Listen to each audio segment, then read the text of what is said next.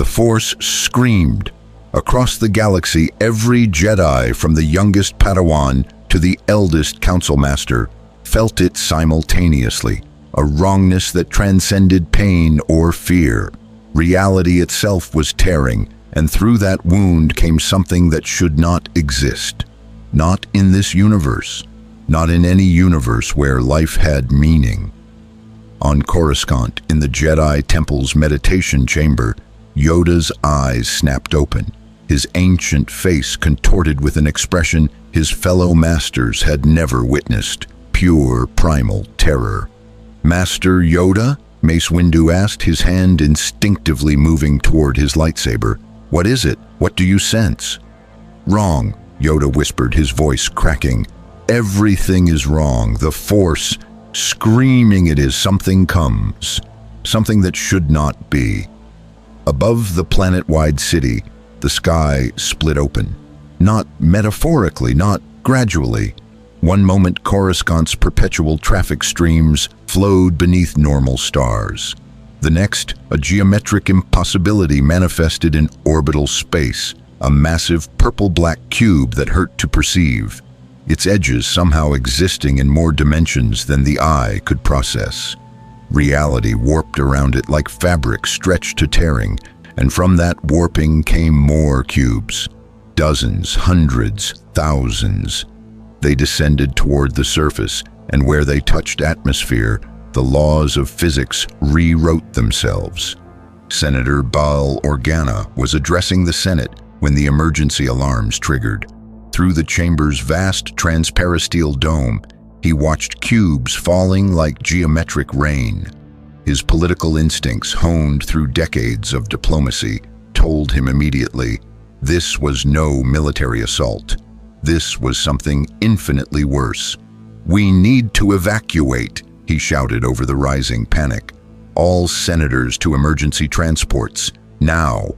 But Supreme Chancellor Palpatine remained seated, his hooded eyes fixed on the descending cubes with an expression that mixed calculation with something Organa had never seen on the Chancellor's face before. Genuine uncertainty. "Fascinating," Palpatine murmured. "This was not in any of my calculations." In the Jedi Temple, Obi-Wan Kenobi stood beside Anakin Skywalker on the landing platform, watching the invasion with growing dread. Anakin's hand gripped his lightsaber hilt so tightly, his knuckles whitened. "Master, what are those things?" Anakin asked. "They feel wrong in the Force, like they're not supposed to exist." "I don't know, Anakin," Obi-Wan admitted, "but I suspect we're about to find out." The first cube struck the Senate district with reality-warping impact. No explosion, no fire.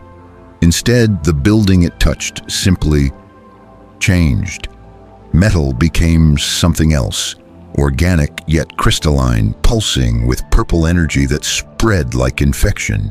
The beings inside screamed as their bodies began to transform, their cells rewriting at molecular level. And from the cube's surface, portals opened. What emerged defied description. Humanoid shapes wrapped in dimensional distortion, their bodies flickering between solid matter and pure energy. Eyes that glowed with purple fire, movements that left after images in reality. Monsters from nightmares given form, but worse than any nightmare because they were real, and they were consuming everything they touched. Sideways, a voice spoke directly into every mind on Coruscant simultaneously, not through language but through direct reality manipulation. "You have entered the Sideways." Mace Windu ignited his purple lightsaber, his expression grim.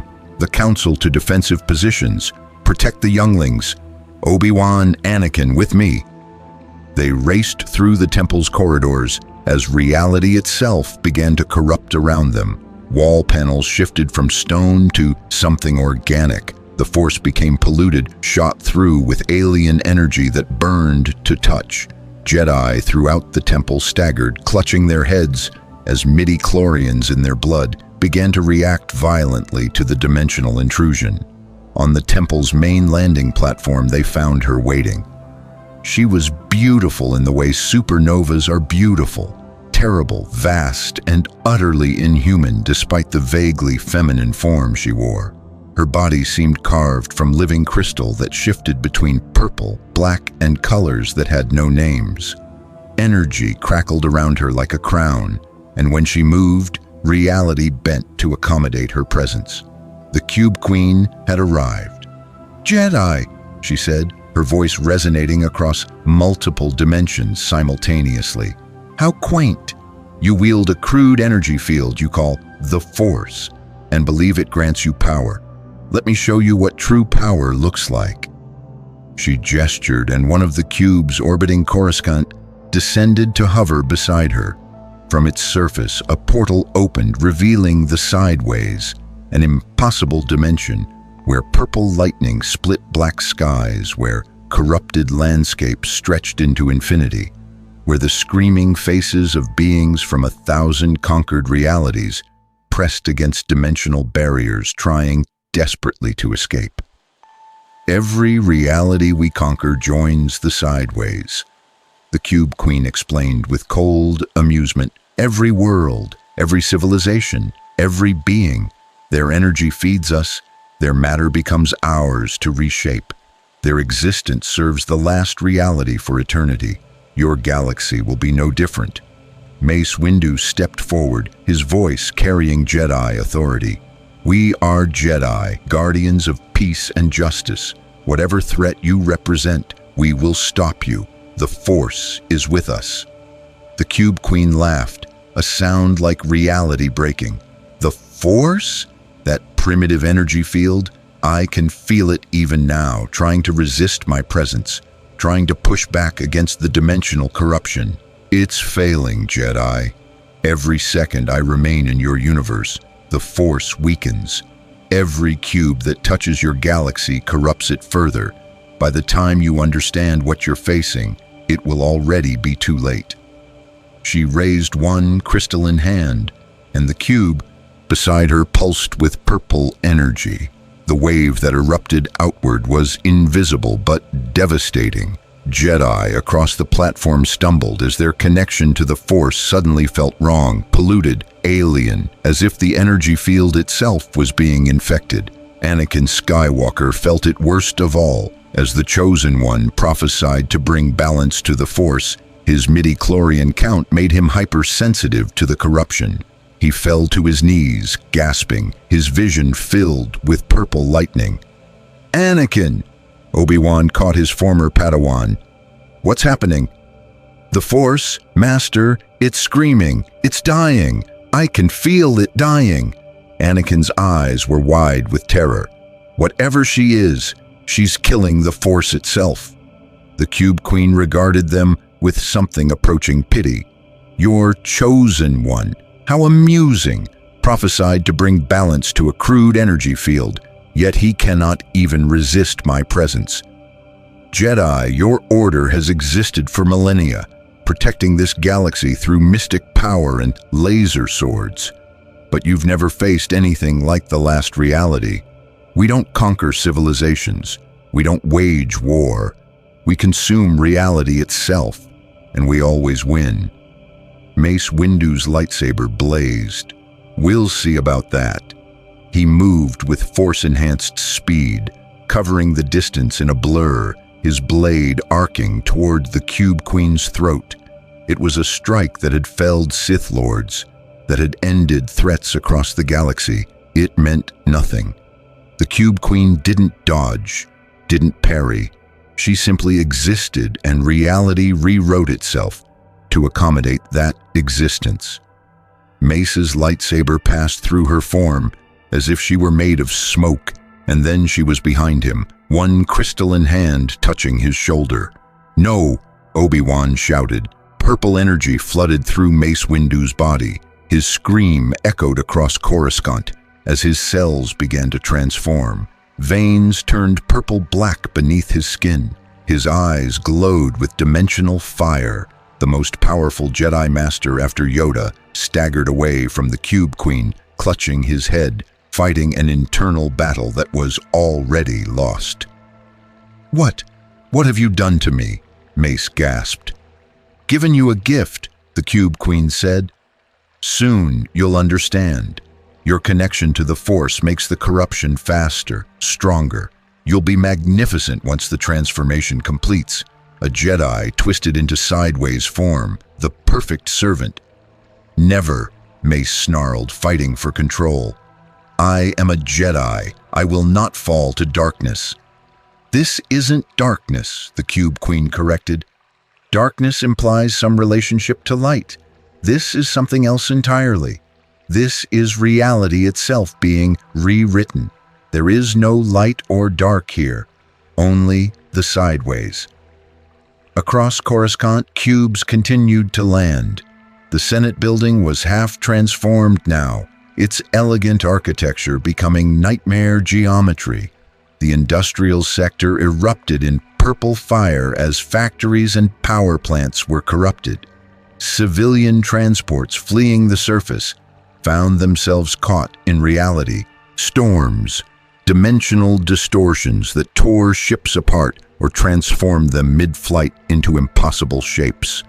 And from every cube, portals opened, disgorging sideways creatures into the galaxy. In orbit, the Republic fleet scrambled to respond. Venator-class star destroyers, accustomed to fighting Separatist vessels, turned their weapons toward the geometric horrors consuming their capital world.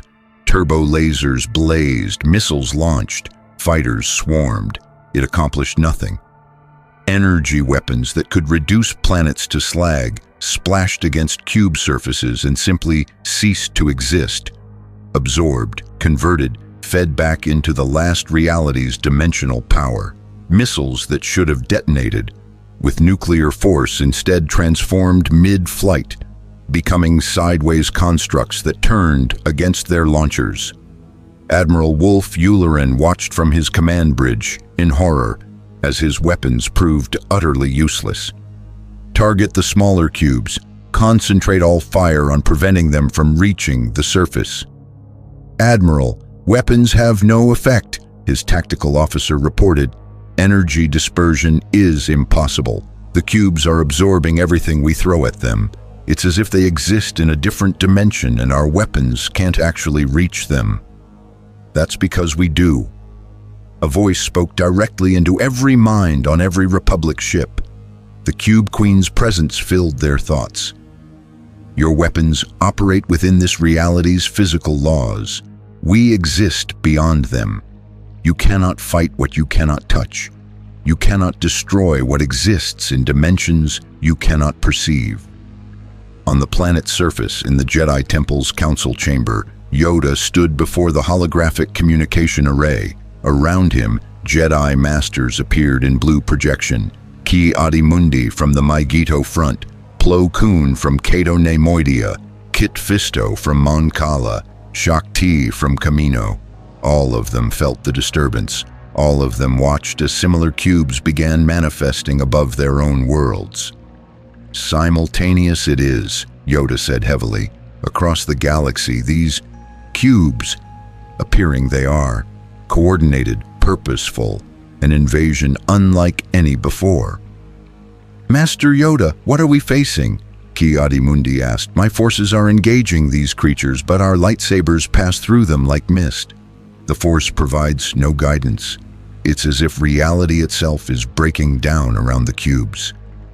"The last reality," Yoda said quietly, the name coming to him through Force-granted insight.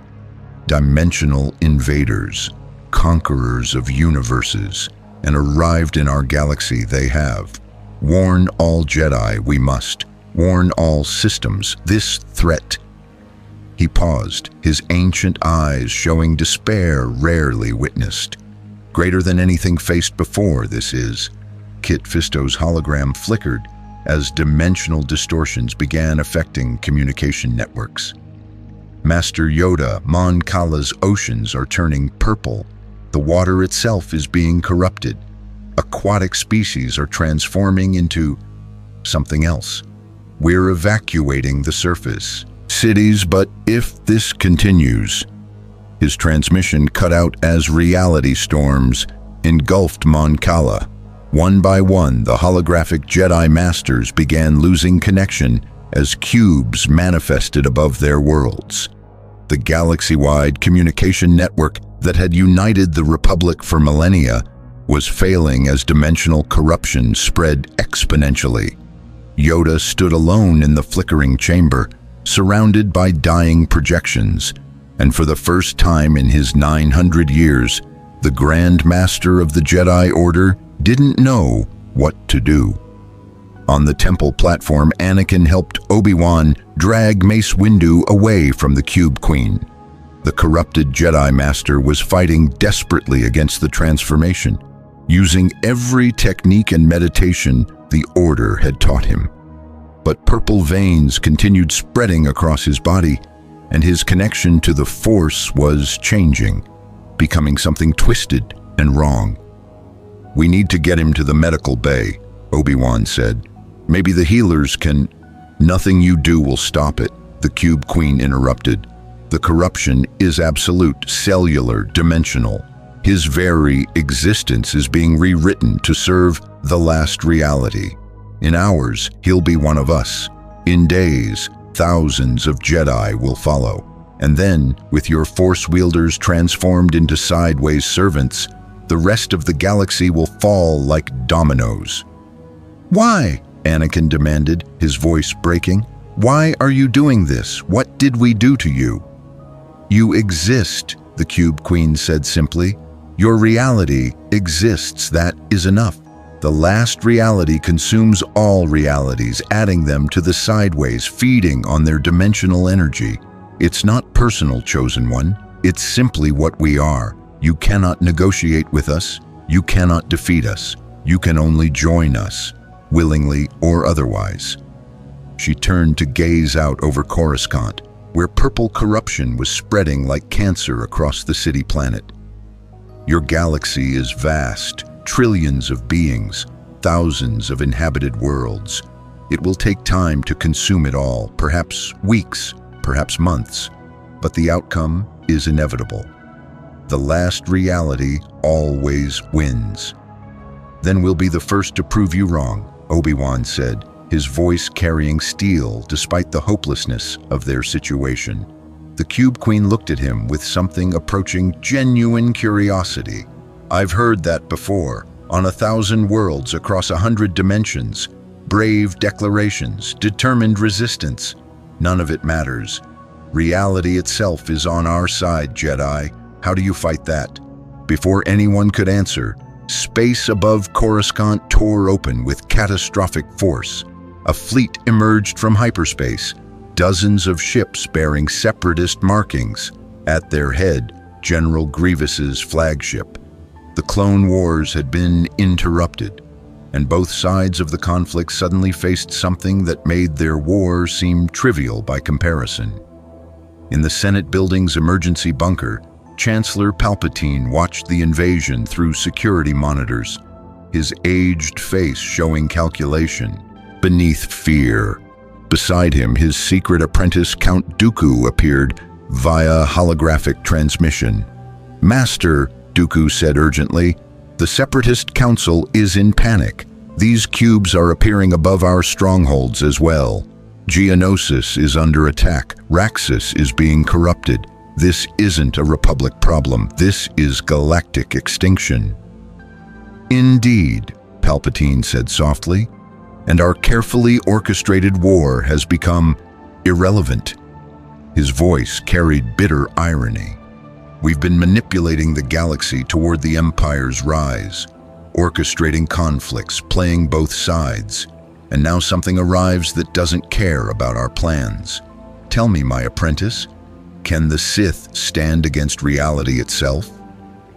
Dooku was silent for a long moment. Then, "I don't know, Master, but I fear we're about to find out." Above them all, the Cube Queen stood on the Jedi Temple platform, her crystalline form pulsing with power as more cubes descended toward Coruscant. Her invasion had only just begun, and already the galaxy's strongest defenders were proving helpless. She raised both hands towards the sky and spoke words that echoed across every planet, every moon, every inhabited station in the Star Wars galaxy. I am the Cube Queen, sovereign of the last reality. Your galaxy has been marked for consumption. Your civilizations will fall. Your force will be corrupted. Your reality will join the sideways.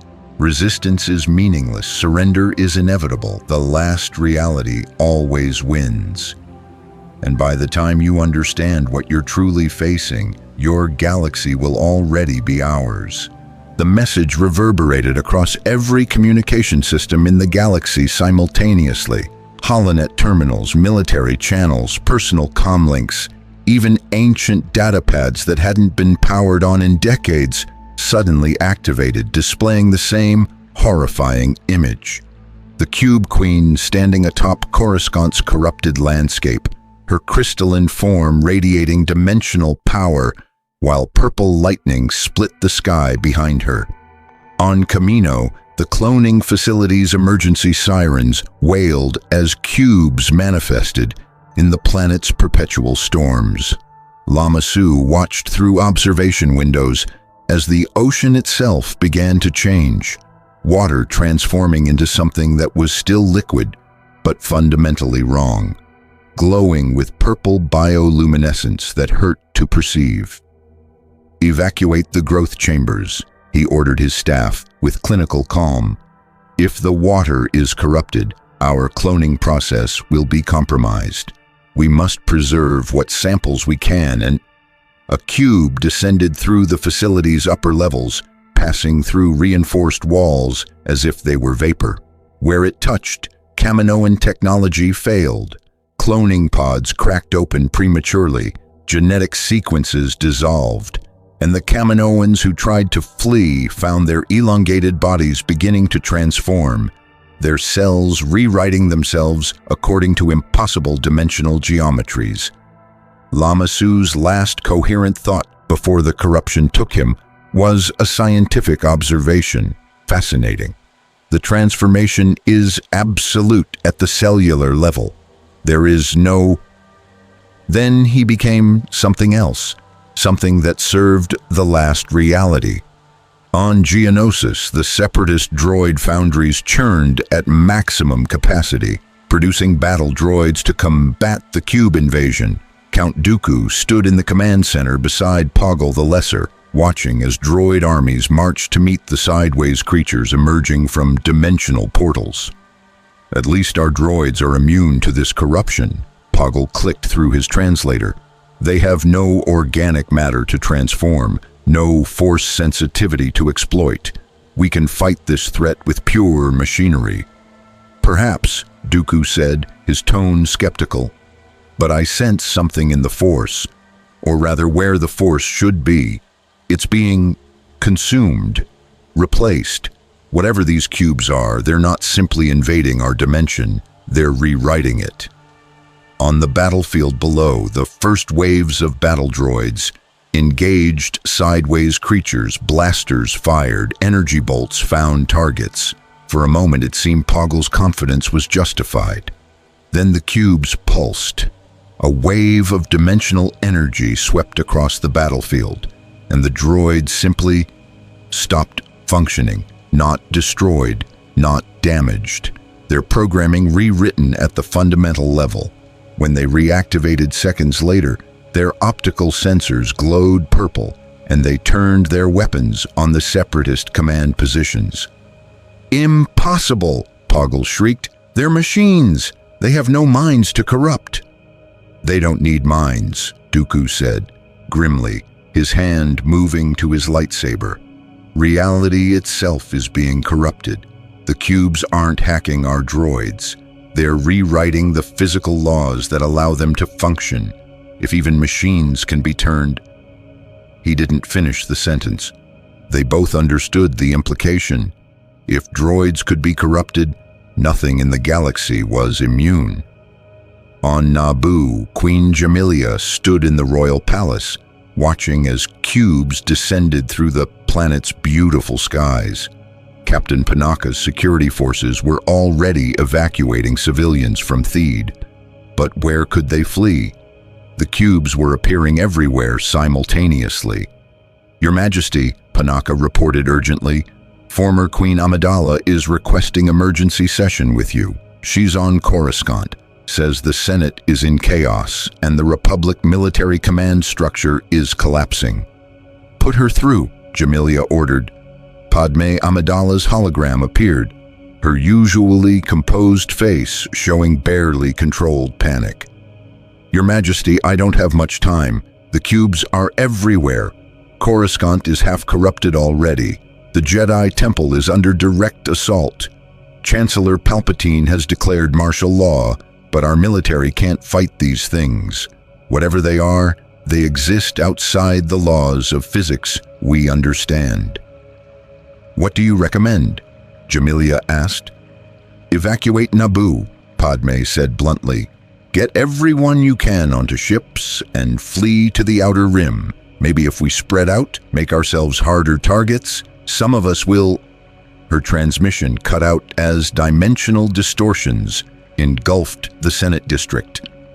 On the ice world of Ilum, sacred to the Jedi Order, the Kyber crystal caves began to scream. The force-sensitive crystals that had powered lightsabers for millennia suddenly resonated with dimensional corruption. Jedi pilgrims who'd come to harvest crystals for their weapons found themselves surrounded by purple lightning as the crystals themselves transformed. One young Padawan, barely 13 years old, touched a corrupted crystal and felt reality itself invade her mind. Her scream echoed through the caves as her body began to change, her midi-chlorians turning against her, transforming her from the inside out into something that belonged to the sideways. Back on Coruscant in the Jedi Temple's medical bay, healers surrounded Mace Windu's convulsing form. Every technique they knew proved useless. The corruption spread despite their efforts, defying medical science and force healing alike. Master Luminara Unduli coordinated the medical team, her usual serenity cracking under the pressure. His cellular structure is becoming unstable. It's as if his DNA is being rewritten according to rules that shouldn't exist. I've never seen anything like this. "Because it's never existed in our reality before," a voice spoke from the doorway. They turned to find Yoda leaning heavily on his gimmer stick, his ancient face carved with lines of despair. Behind him stood Obi-Wan, Anakin, and several other council members who'd survived the initial assault. "Master Yoda," Luminara said, "if we can't heal Master Windu, what do we do? We can't just watch him transform into whatever that being is creating." Yoda's ears drooped. "A choice we face, a terrible choice. Let him transform and become enemy, we cannot. But end his suffering." He paused, struggling with the implications. Against the Jedi Code, killing one of our own is. It's not killing if we're preventing him from becoming a weapon against everything we've sworn to protect, Anakin said harshly. The Chosen One's voice carried an edge that worried Obi-Wan. Master Windu would want us to stop him from being used by that thing. "Know his wishes, you do not," Yoda snapped. But his objection was weak, and everyone heard it. Mace Windu's eyes opened. They glowed with purple fire. When he spoke, his voice carried harmonics that didn't belong to any language in the galaxy. "Too late. I can feel it. The sideways, it's inside me, rewriting me. Soon I won't be Mace Windu anymore. I'll be something else, something that serves her." His hand gripped his lightsaber with desperate strength. "While I still can, while I'm still me, someone has to end this.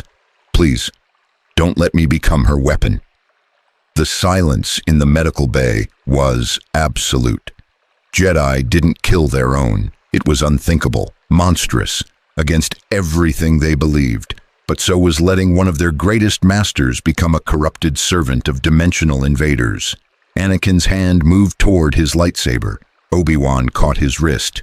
"No, Anakin, you shouldn't have to carry this." "Then who?" Anakin demanded. "We can't just stand here debating philosophy while he transforms." "I will do it," Yoda said quietly. The ancient master stepped forward, his lightsaber igniting with its distinctive green blade. "Trained him, I did. My responsibility this is." Mace Windu managed a pained smile. "Thank you, Master. May the Force be with—" His final words became a scream as the corruption surged. Purple energy exploded from his body, throwing everyone backward. When the light faded, Mace Windu no longer existed as a Jedi. The thing that stood in his place was humanoid, but wrong. Crystalline growths erupted from its skin. Its eyes blazed with dimensional fire. Its connection to the Force was twisted into something alien and hostile, and when it moved, reality itself bent around it. "The Jedi are weak," it spoke with Mace's voice but the Cube Queen's words. "You cling to compassion, to mercy, to hope. These things will be your extinction. The last reality offers only truth. All realities eventually fall. All beings eventually serve. All existence eventually joins the sideways." It raised one corrupted hand, and purple lightning, not Force lightning but something far worse, erupted toward the assembled Jedi. Yoda's lightsaber intercepted it, but the ancient master staggered under the assault. "Evacuate the temple," he shouted. "Save the—" "Younglings, go!" Obi-Wan grabbed Anakin's arm. "Come on, we have to get the children out."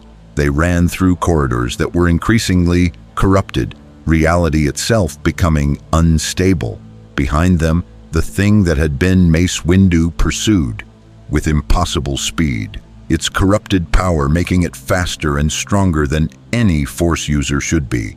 In the younglings' training hall, dozens of children huddled together, their small faces showing terror as they felt the disturbance in the Force.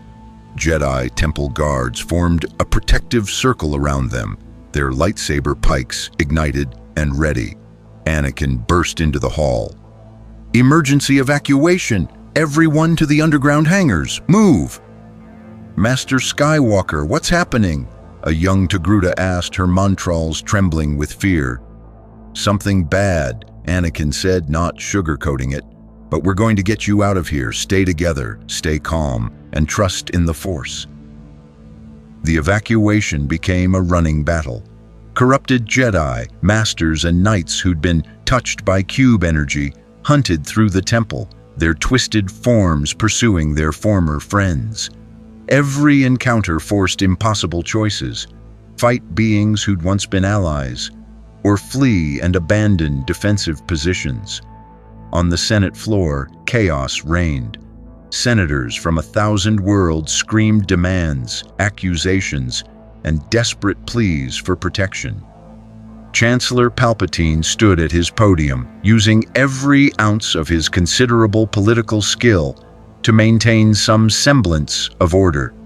"Senators, please!" His amplified voice cut through the noise. "Panic helps no one. The Republic military is responding to this threat. The Jedi Order is coordinating defensive operations. We will overcome this crisis as we have every other." "How?" Senator Orn Free-Taa demanded, his Twi'lek Leku twitching with agitation. "Our weapons don't work. The Jedi are being corrupted. Entire systems are going dark. Tell us, Chancellor, how do we fight reality itself?" Palpatine had no answer. For the first time in decades of careful planning, Darth Sidious, one of the most powerful Sith Lords in history, was confronted with a problem he couldn't manipulate, couldn't control, and couldn't foresee.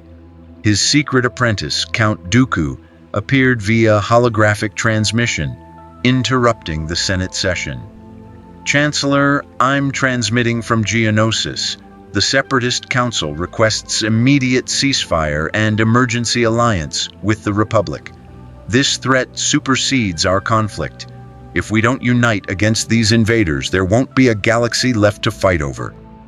The Senate chamber erupted in fresh chaos. Alliance with the Separatists? After months of brutal warfare, it was unthinkable. But Bail Organa stepped forward, his voice carrying moral authority. Count Dooku is right. We're facing extinction. Our political differences mean nothing if we're all dead, or worse, transformed into those things.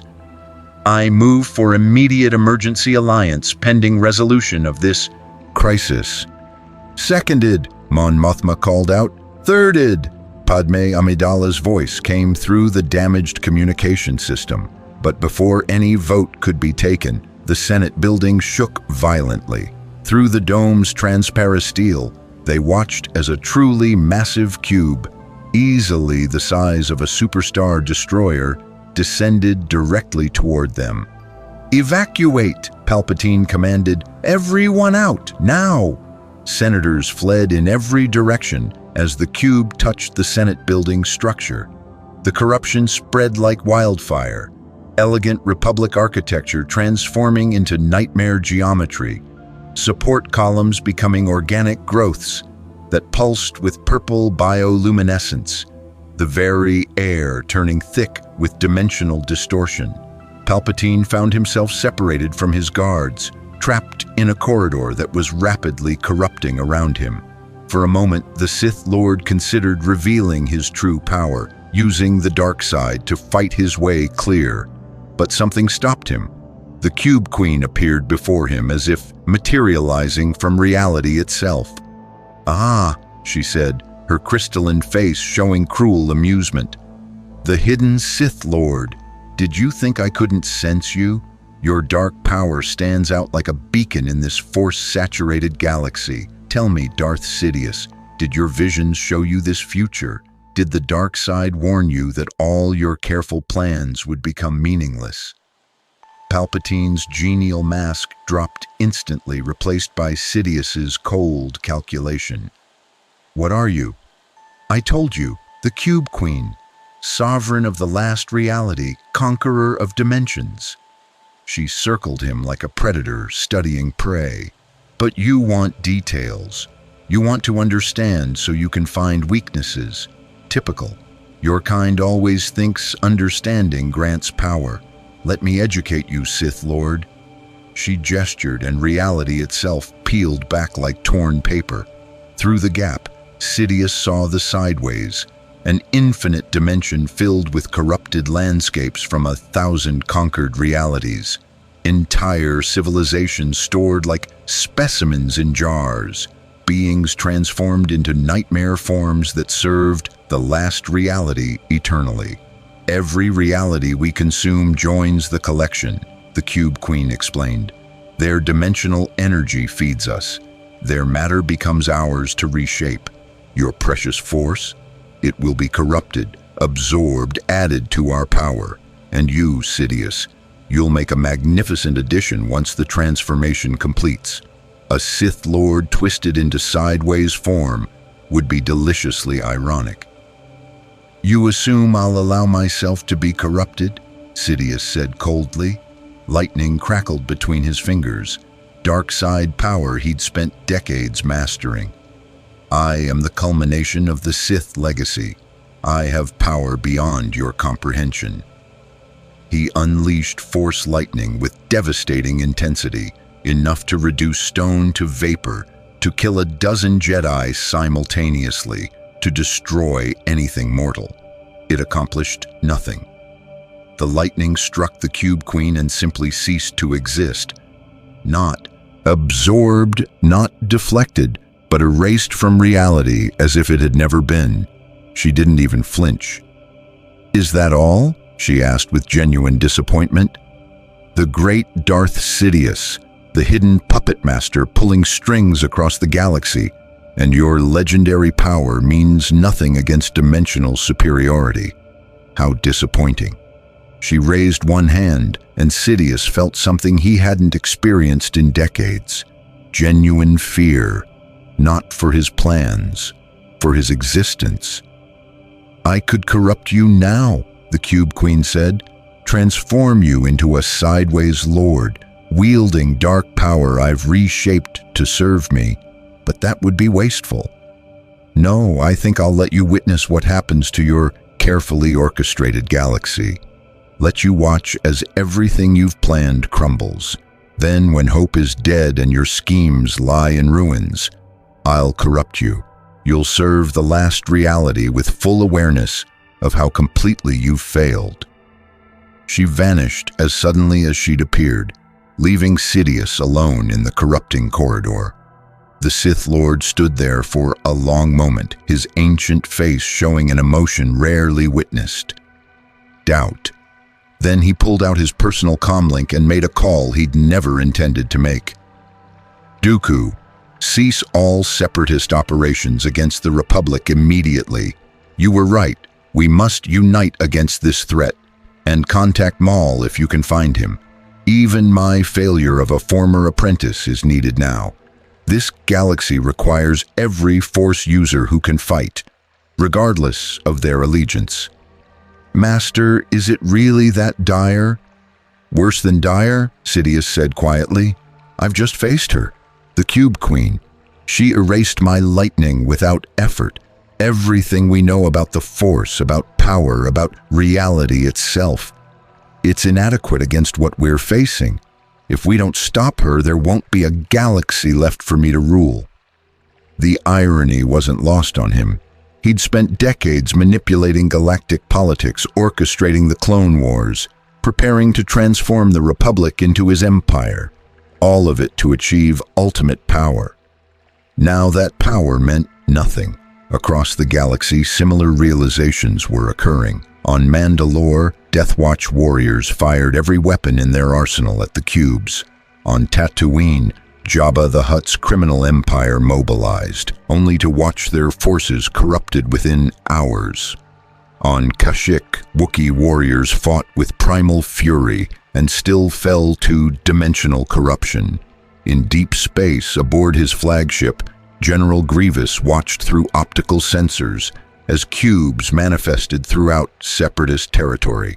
The cyborg general's mechanical mind processed tactical data with ruthless efficiency. "Analysis," he demanded. "Sir, conventional warfare is ineffective," his tactical droid reported. "Energy weapons fail, kinetic weapons fail. Even our droid armies are being corrupted and turned against us. Recommendation: immediate full retreat to secure positions in unknown regions." "Unacceptable," Grievous snarled. "I have killed Jedi. I have conquered systems. I will not flee from geometric anomalies, regardless of how impossible they seem. Prepare my personal fighters. If weapons don't work, perhaps direct assault." "General," Count Dooku's hologram appeared. "Stand down. We're coordinating with the Republic for unified response. The Cube Queen is not an opponent you can defeat through combat prowess. This requires a different approach." "And what approach would that be?" Grievous demanded. "Diplomacy, negotiation. These things destroyed my home, killed my people, made me into this." He gestured to his cyborg body. "I understand only one approach: total warfare. And if my weapons cannot harm them, I will find weapons that can." "Then find them quickly," Dooku said grimly, "because at the current rate of corruption, we have days, perhaps only hours, before entire sectors fall completely." Back on Coruscant, Yoda led the evacuation of Jedi Temple survivors through underground tunnels. Behind them, the temple itself was transforming, ancient stone becoming living crystal, meditation chambers becoming portals to the sideways, the very foundations of Jedi history being corrupted into something alien and wrong. "Master Yoda," Obi-Wan said as they paused at a junction, "where do we go? The entire planet is being corrupted. Our ships are vulnerable. If we evacuate to orbit, the cubes are already there." "No, I do not," Yoda admitted, and that admission broke something in the Jedi who heard it. Their Grand Master, the wisest being in the Order, had no plan, no strategy, no hope to offer. "Then we make our own plan," Anakin said, his voice hard. "We find a way to fight, to resist, to stop these things." The prophecy says, I'm the chosen one, that I'll bring balance to the Force. Maybe this is what it meant. Maybe I'm supposed to stop this. Or maybe the prophecy was wrong, Obi-Wan said quietly. Maybe there is no chosen one. Maybe we're simply beings facing something beyond our comprehension, and all we can do is survive as long as possible. No, Anakin insisted. There has to be a way. There's always a way. We just have to find it. But even as he spoke, Anakin could feel it. The Force was weakening, being corrupted. Every second the cubes remained in their galaxy, the mystical energy field that had sustained the Jedi for millennia grew more polluted, more alien, more wrong. And across Coruscant, in every district, on every level, the same scene played out. Beings running from impossible horrors, technology failing, reality itself breaking down. The capital of the Galactic Republic, heart of civilization for 1,000 generations, was falling to dimensional invasion. And somewhere above it all, the Cube Queen stood watching with satisfaction. Her declaration had been accurate. The last reality always won. The only question was how long this galaxy would take to realize their resistance was meaningless. The Jedi Council convened in what remained of their order, not in the corrupted temple, but in an emergency bunker 3 kilometers beneath Coruscant's surface. What had once been dozens of masters was now fewer than 20. The rest were dead, corrupted, or missing across a galaxy descending into dimensional chaos. Yoda sat in the center, his small form seeming even more diminished by the weight of catastrophe. Around him, holographic projections flickered with damage and dimensional interference. Jedi reporting from battlefronts that were rapidly becoming mass graves. Master Yoda, Ki-Adi-Mundi's hologram spoke, his usually calm voice strained.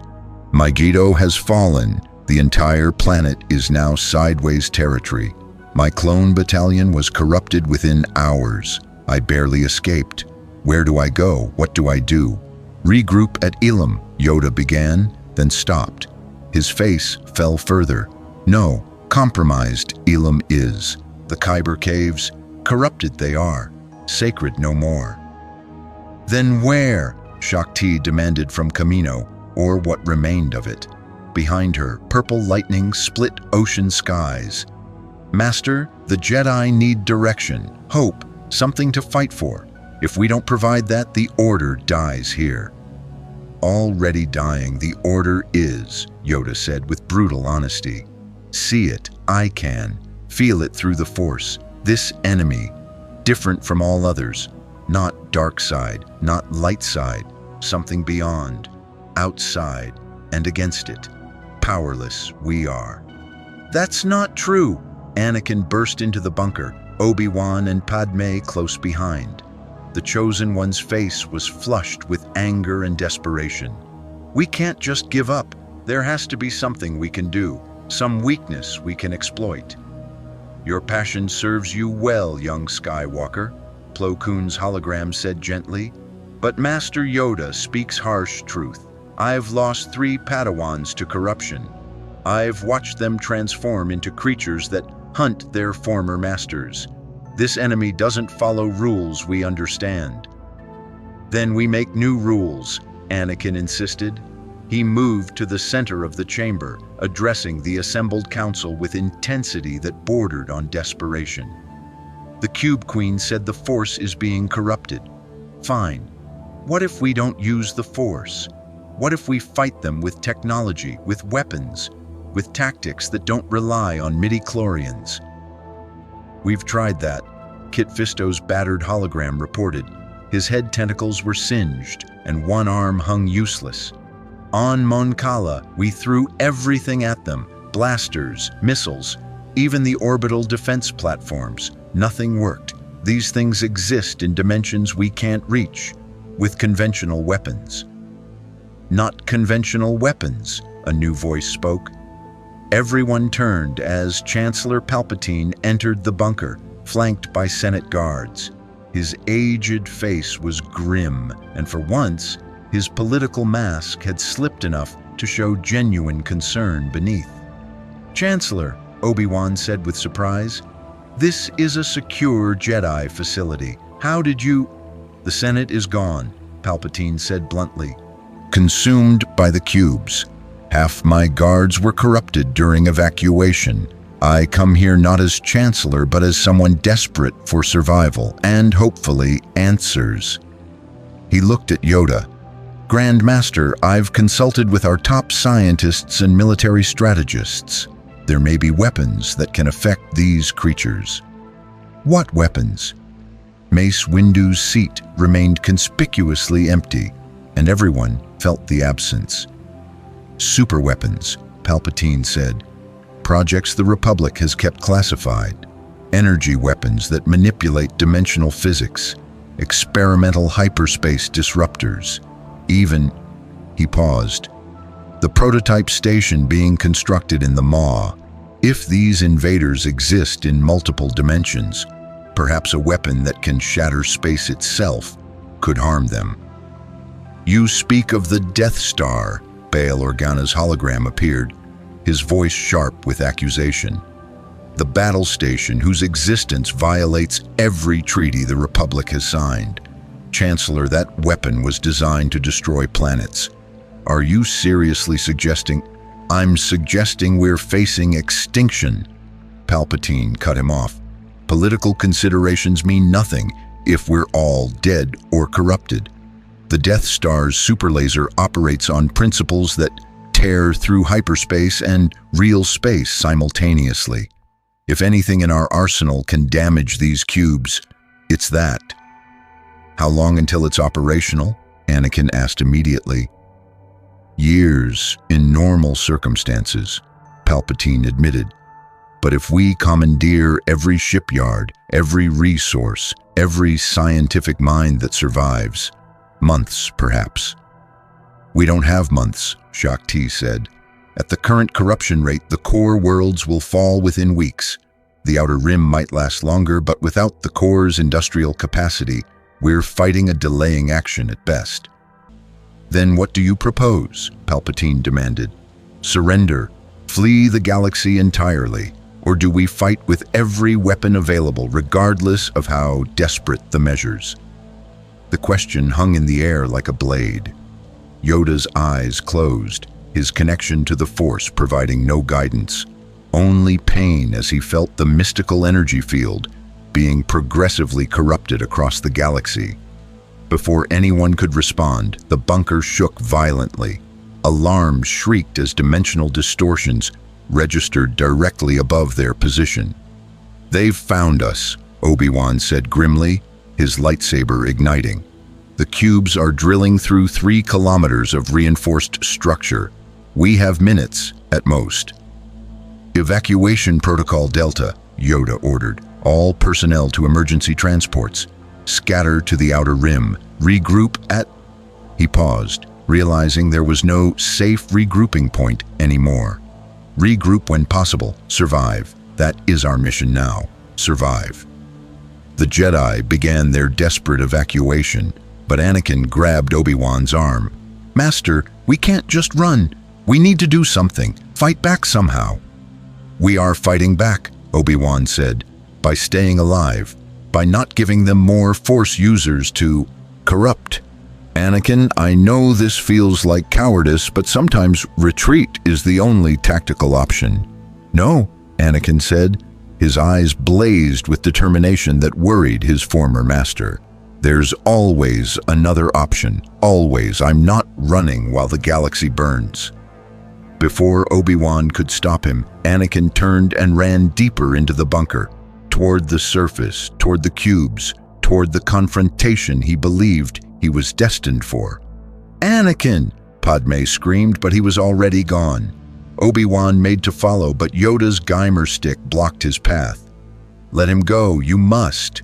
"Master, he's heading toward—" "His destiny, perhaps," Yoda said heavily. "The chosen one he is. Bring balance to the Force, the prophecy says. Perhaps balance means something different than we thought." On the surface, Anakin emerged into hell. Coruscant's gleaming cityscape had transformed into nightmare architecture. Buildings that hurt to perceive, streets that bent in impossible directions, sky that wasn't sky anymore but purple void shot through with dimensional lightning.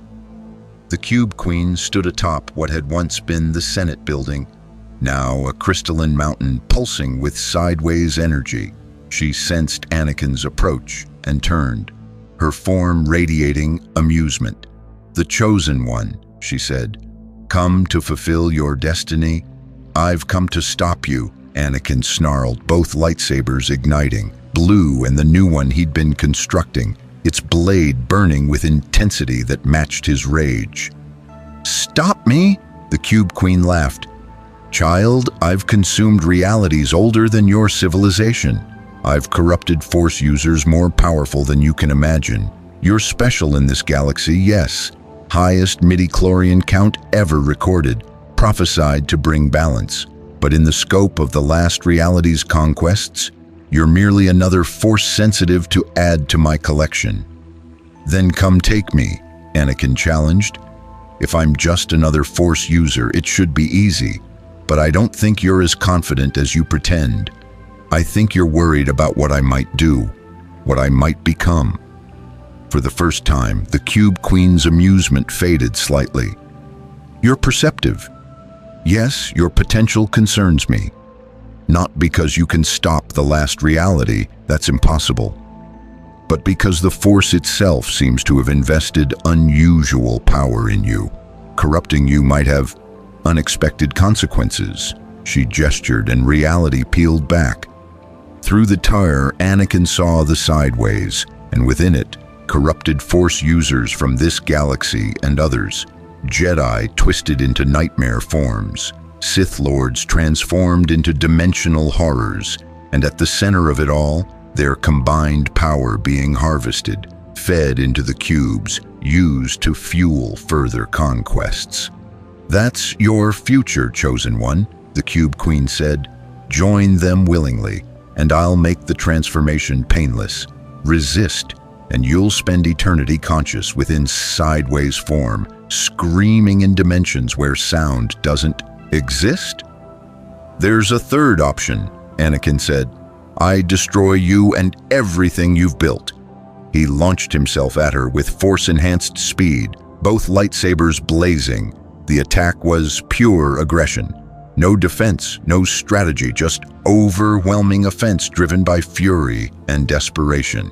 The Cube Queen didn't dodge. She simply existed, and reality rewrote itself around her. Anakin's lightsabers passed through her crystalline form without resistance, and then she was behind him, one hand touching his shoulder. Purple energy flooded into Anakin's body. The pain was absolute. Every cell in his body screamed as dimensional corruption began rewriting his DNA. His midichlorians, the microscopic organisms that connected him to the Force, started transforming, becoming something else, something that belonged to the sideways. But then something unexpected happened. The Force itself responded. Not the light side, not the dark side, something deeper, the fundamental energy field that permeated the galaxy, the living force that connected all things. It recognized the Chosen One being corrupted and reacted with desperate intensity. Anakin's body became a battleground between dimensional corruption and Force resistance. Purple energy clashed with blue-white Force aura. His screams echoed across Coruscant as two incompatible powers tried to occupy the same space. The Cube Queen's eyes widened. "Impossible! The Force is resisting the corruption. It's protecting you, but that shouldn't..." She didn't finish. Anakin's hand shot out, and pure Force energy exploded from his palm. Not a technique he'd learned, but something primal. Something the Force itself was channeling through him. The blast struck the Cube Queen directly. For the first time since arriving in the Star Wars galaxy, she staggered backward. You actually touched me," she said with genuine surprise. "The Force channeling through you is resisting dimensional corruption. How fascinating." You're not stopping the transformation, but you're slowing it, fighting it. Perhaps the prophecy about you has merit after all. Anakin collapsed to his knees, the competing energies inside him reaching equilibrium. He was corrupted. Purple veins spread across his skin. His eyes glowed with dimensional fire, but he was still himself, still conscious, still fighting. What did you do to me?" he gasped. "I began your transformation," the Cube Queen said, "but the force protecting you has created something unprecedented. You're partially corrupted, caught between your reality and mine, neither fully Jedi nor fully sideways. You're unique, the first being to resist corruption while still being changed by it." She studied him with newfound interest. "This changes things. If you can survive partial corruption, if the Force can adapt to protect its chosen one, even against dimensional rewriting, perhaps this galaxy is more resilient than I estimated." Behind Anakin, the dimensional tear widened. More cubes descended through it, but the Cube Queen raised a hand, stopping them. "No, not yet. This requires observation, study." She looked at Anakin with something approaching respect. "You can't stop the last reality, chosen one, but you've done something no being has achieved before. You've forced me to reconsider my timeline. That alone is remarkable." She vanished, leaving Anakin alone on the corrupted surface, his body caught between dimensions, his destiny now far more complicated than any prophecy had foreseen. Elsewhere in the galaxy, desperate battles raged with varying success. On Mandalore, Death Watch warriors discovered that Beskar armor provided partial protection against corruption, not immunity, but enough resistance to allow brief, close-quarters combat with sideways creatures. Pre Vizsla led a brutal campaign using flame weapons and physical combat where energy weapons failed. "The armor holds," he shouted to his warriors. "Press them, make them bleed if they have blood." But even Beskar had limits. Prolonged exposure to dimensional energy eventually corroded it. Warriors who fought too long found their armor failing, their bodies corrupting. The Mandalorians were buying time with blood, and the price was devastating. On Geonosis, Count Dooku made an unprecedented decision. He contacted his former Padawan via emergency hologram. "Obi-Wan Kenobi," Dooku said formally, "I'm transmitting coordinates to a secure facility. Bring every Jedi you can gather. We have information to share, Separatist research that may provide insight into these invaders." "Why should I trust you?" Obi-Wan demanded. "Because we're all dead if you don't," Dooku said bluntly. "My master and I have resources, knowledge, ancient Sith holocrons that speak of dimensional threats. It's not much, but it's more than nothing, and nothing is what we have now." The transmission included coordinates to a hidden facility in the Atravis sector, neutral space, equally distant from Republic and Separatist strongholds. Obi-Wan looked at Yoda, who'd been listening. The Grand Master nodded slowly. "Trust him, I do not. But alternatives, we have none. Go, we must."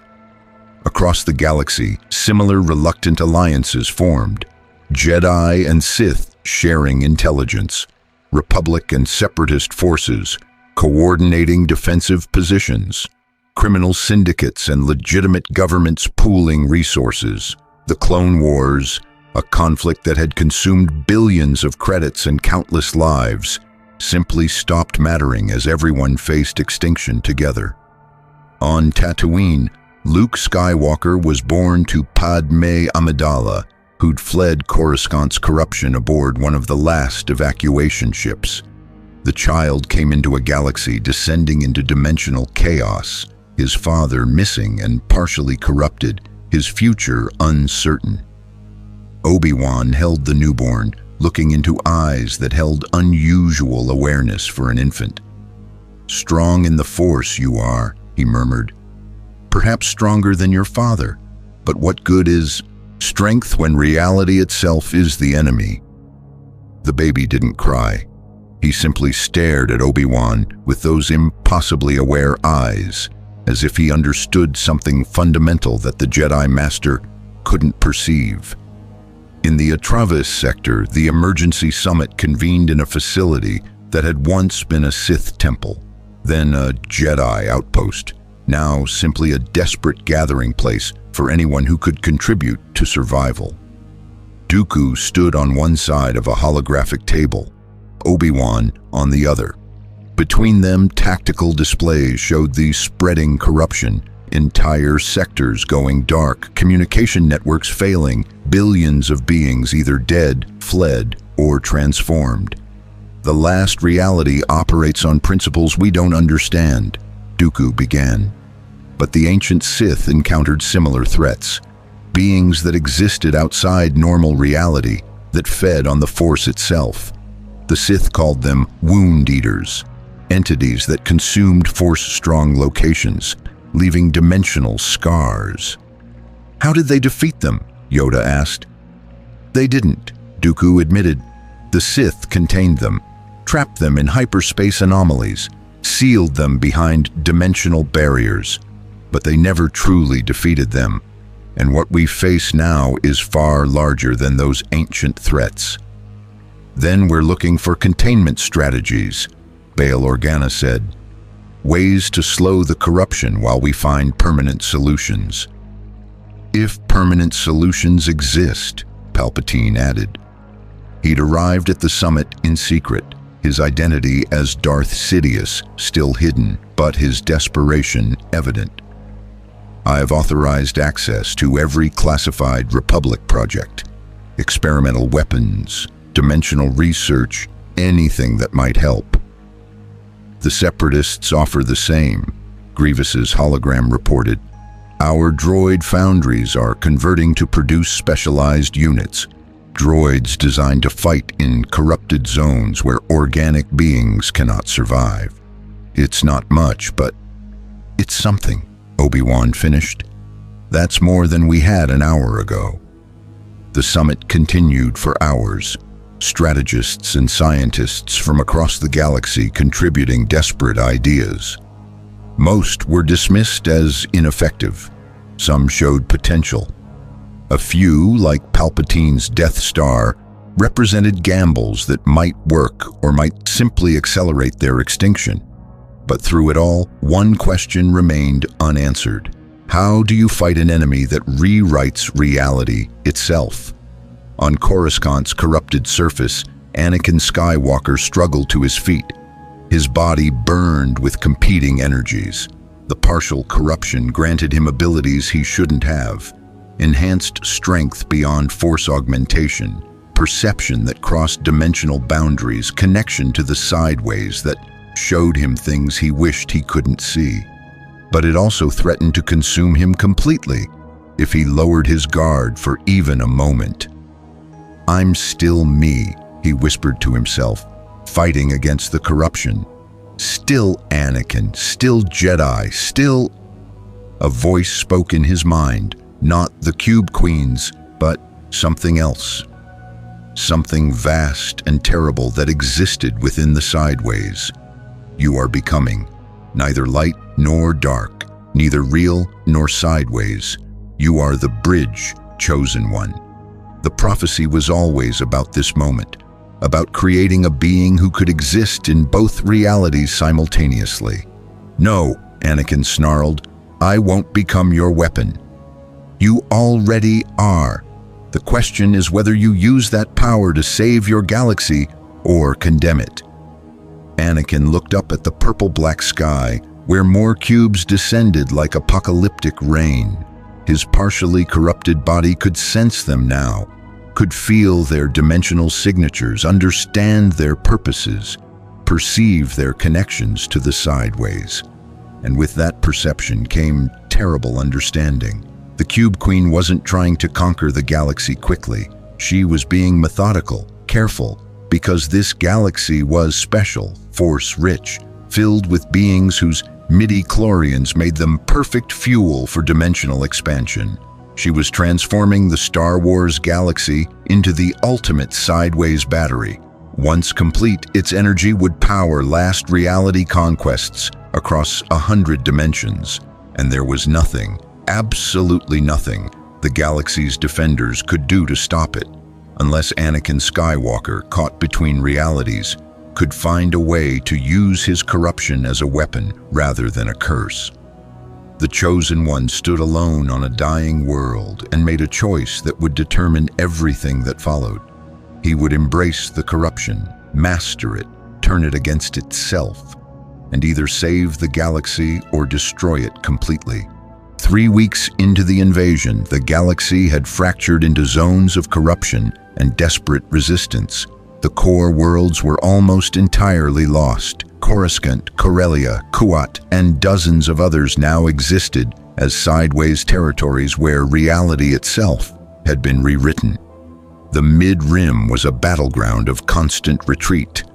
Only the outer rim maintained something resembling organized resistance, and even there, cubes manifested daily.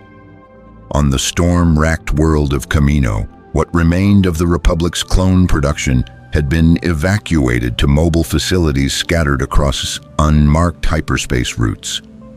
In one such facility, a repurposed Lucrehulk freighter drifting in deep space, Obi-Wan Kenobi met with an unlikely war council.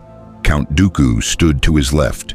General Grievous's hologram flickered to his right. Chancellor Palpatine observed from a secure bunker on Naboo. Yoda meditated in the corner, his connection to the increasingly corrupted Force causing him visible pain. And at the center of the holographic tactical display stood the partially corrupted form of Anakin Skywalker. Purple veins still spread across Anakin's skin like lightning frozen beneath flesh. His eyes occasionally flickered with dimensional fire, but his voice remained his own, strained, fighting constant internal battle but recognizably Anakin. "I've been studying the corruption," Anakin said, manipulating the holographic display with both force power and something else, dimensional energy that made reality ripple around his hands. "The Cube Queen made a mistake when she partially corrupted me. She gave me access to the sideways connection. I can feel the cubes now, sense their network, understand their purpose." "And," Grievous demanded, "can they be destroyed? Can this invasion be stopped?" "No," Anakin said bluntly. The word fell like a hammer. "Not by anything we currently possess. The cubes exist in multiple dimensions simultaneously. When we destroy one in our reality, it simply reforms from dimensional energy in the sideways. They're essentially immortal." "Then why are we here?" a Separatist general's hologram asked bitterly. "If they can't be destroyed, if the corruption can't be stopped, what's the point of resistance?" "Because they can be slowed," Anakin said. His eyes blazed, part force-enhanced determination, part dimensional corruption giving him insight no normal being possessed. "The Cube Queen is being methodical because this galaxy is special. Our force-sensitive population is larger than most realities she's conquered.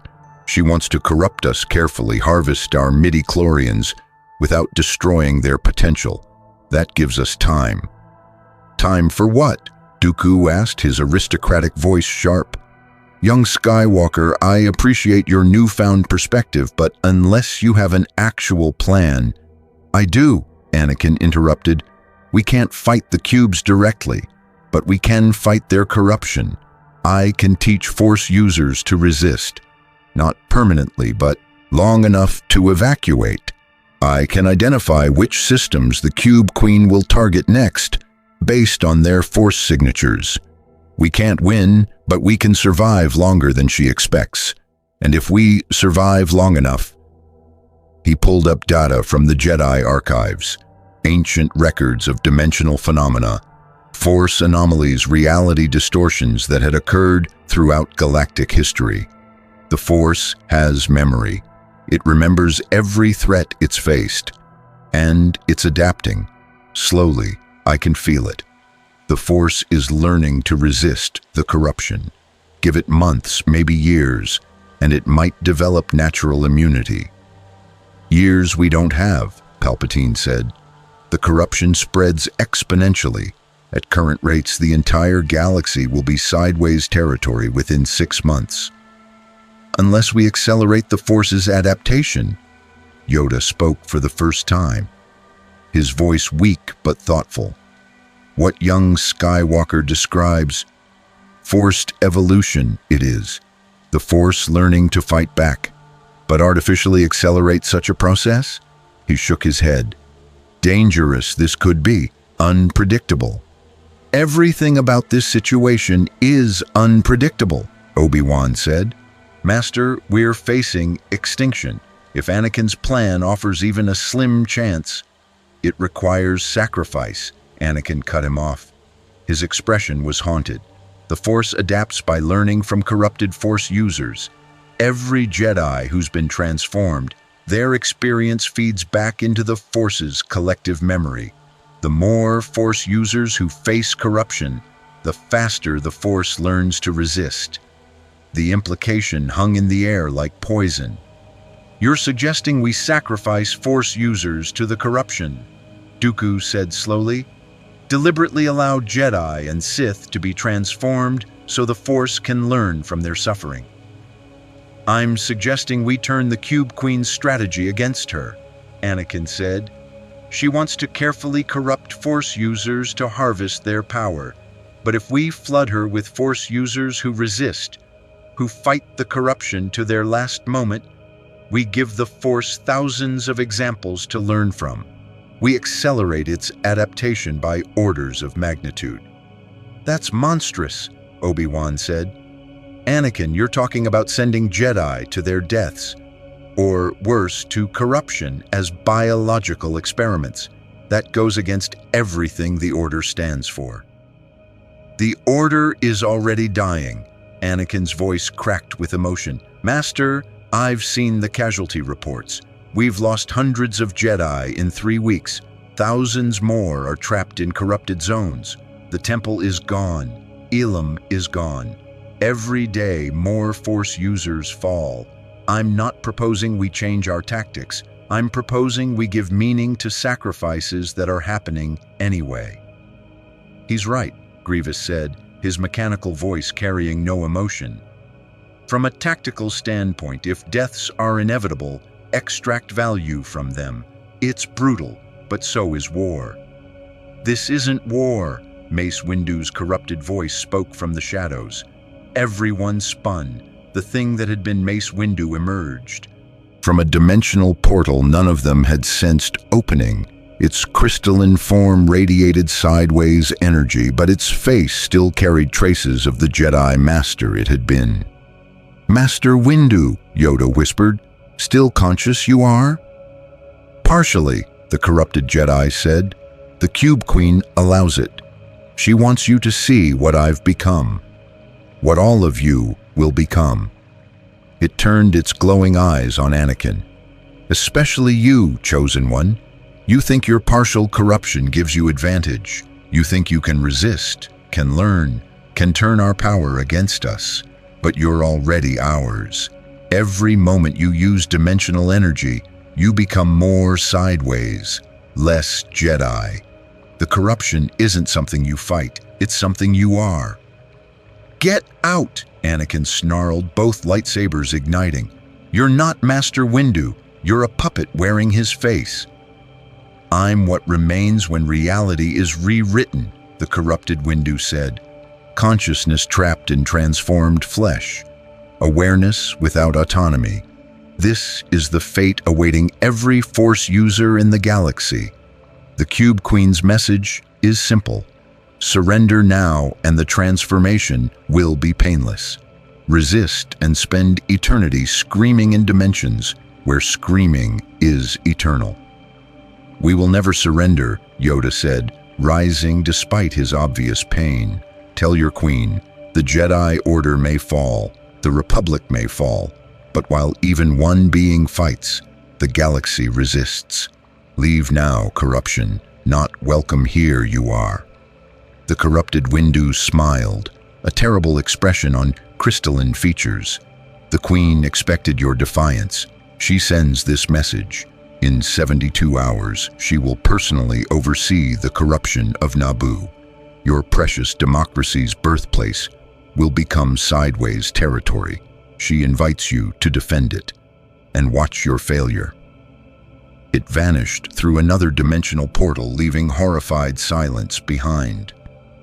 Naboo. Padme's voice came through the comm. She'd been listening from the medical bay where Luke had been born. She's targeting Naboo specifically because of me, because of Luke. She knows what the planet means to us. It's bait, Dooku said immediately. Obvious bait. She wants us to concentrate forces there so she can corrupt them en masse.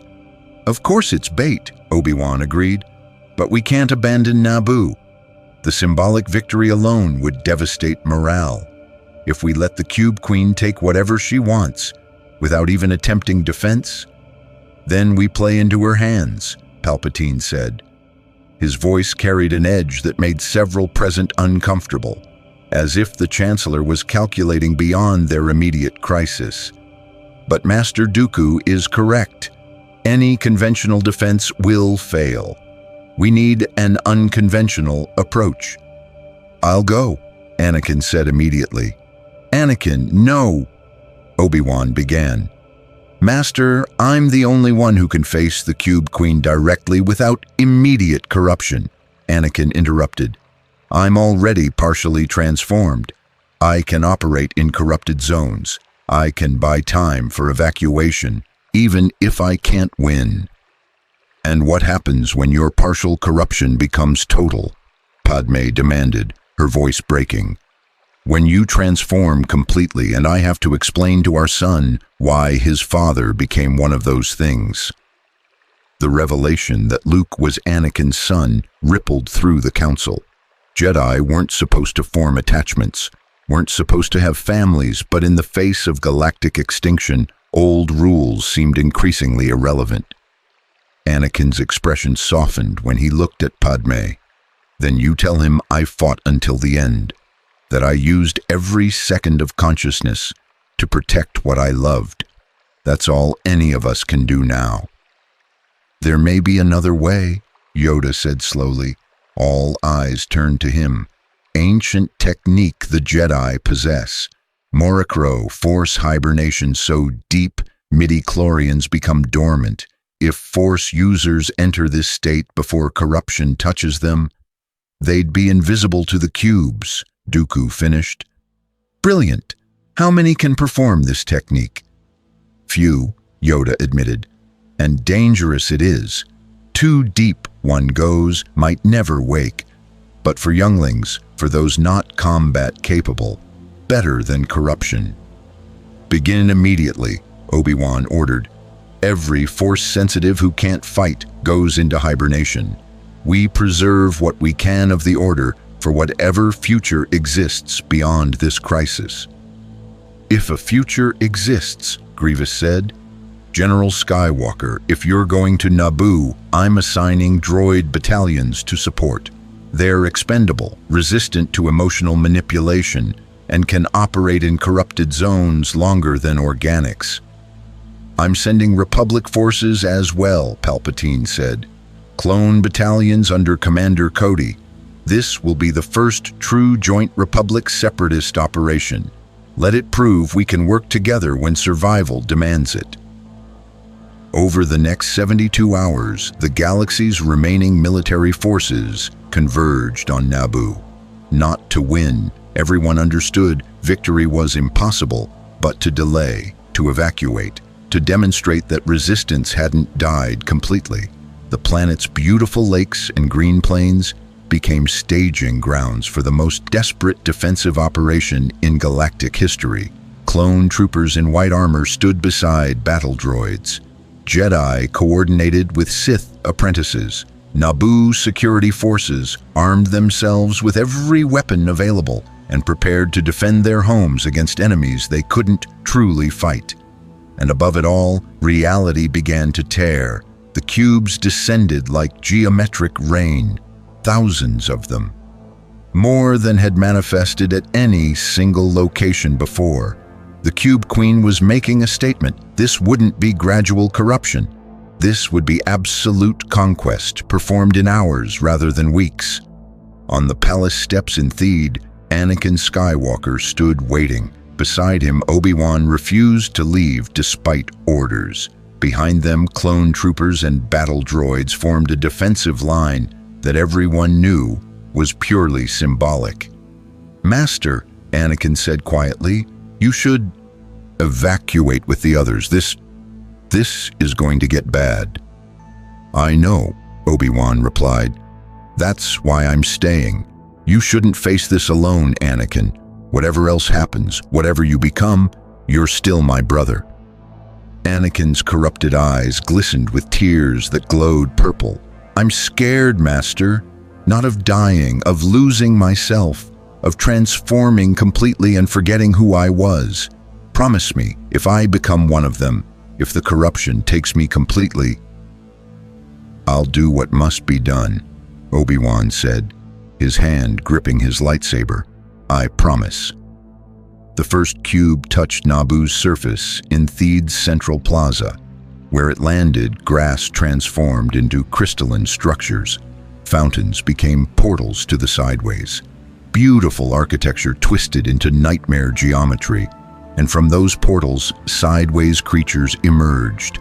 Not just mindless monsters, but corrupted beings from this galaxy and others. Transformed Jedi wielding lightsabers that burned with dimensional fire. Corrupted clone troopers whose armor had fused with their mutating flesh. Things that had once been human, Twi'lek, Wookiee, now serving the last reality. "Open fire!" Commander Cody ordered. The battle line erupted. Blasters, missiles, thermal detonators, everything the Republic and Separatist forces possessed, unleashed simultaneously.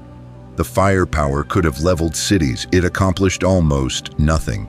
Sideways creatures absorbed energy weapons, adapted to kinetic impacts, regenerated from wounds faster than they could be inflicted. For every one destroyed, two more emerged from portals. The defensive line began falling back within minutes, fighting a retreat toward evacuation ships. And then she appeared. The Cube Queen materialized above Theed's palace, her crystalline form casting purple light across the battlefield. She was larger than before, easily 50 feet tall, her body radiating enough dimensional energy to make reality ripple visibly around her. "Defenders of Naboo," her voice echoed across every mind on the planet simultaneously. "You fight well, desperately, courageously, and it means nothing. Watch now as I demonstrate why the last reality always wins." She raised both arms, and every cube on Naboo pulsed in unison. The corruption wave that erupted was unlike anything they'd faced before. Not gradual cellular rewriting, but instant transformation. Clone troopers screamed as their bodies crystallized mid-stride. Battle droids simply ceased existing in normal reality, their matter absorbed directly into the sideways. Even the ground beneath the defenders' feet began transforming, soil becoming something organic yet geometric, grass turning into structures that grew and spread like cancer. "Fall back," Obi-Wan shouted. "Everyone to the ships, now." But retreat was already cut off. Portals had opened behind the defensive lines. Sideways creatures poured through, surrounding them. The battle had become a slaughter within seconds. Anakin felt the corruption wave washing over him, but where it killed or transformed others, it resonated with his partially corrupted body. He screamed as dimensional energy flooded through him, not destroying, but changing, enhancing. His connection to the sideways deepened dramatically, granting him perception that crossed multiple dimensions. And with that perception came terrible knowledge. He could see the Cube Queen's network, every cube connected to her consciousness, every corrupted being serving as extension of her will. He could perceive the sideways itself, that infinite dimension where conquered realities were stored. and he could see what she intended for the Star Wars galaxy. Not just conquest, transformation. She would corrupt every Force-sensitive being, harvest their midi-chlorians, and use the concentrated Force energy to power dimensional engines that would let the last reality conquer universes beyond current reach. The Star Wars galaxy would become the ultimate battery. Billions of Force users transformed into eternal power sources, conscious but helpless, screaming in dimensions where time had no meaning. "No," Anakin whispered, then louder, "No!" He reached deep into his partially corrupted connection to the Force. Not light side, not dark side, but something new.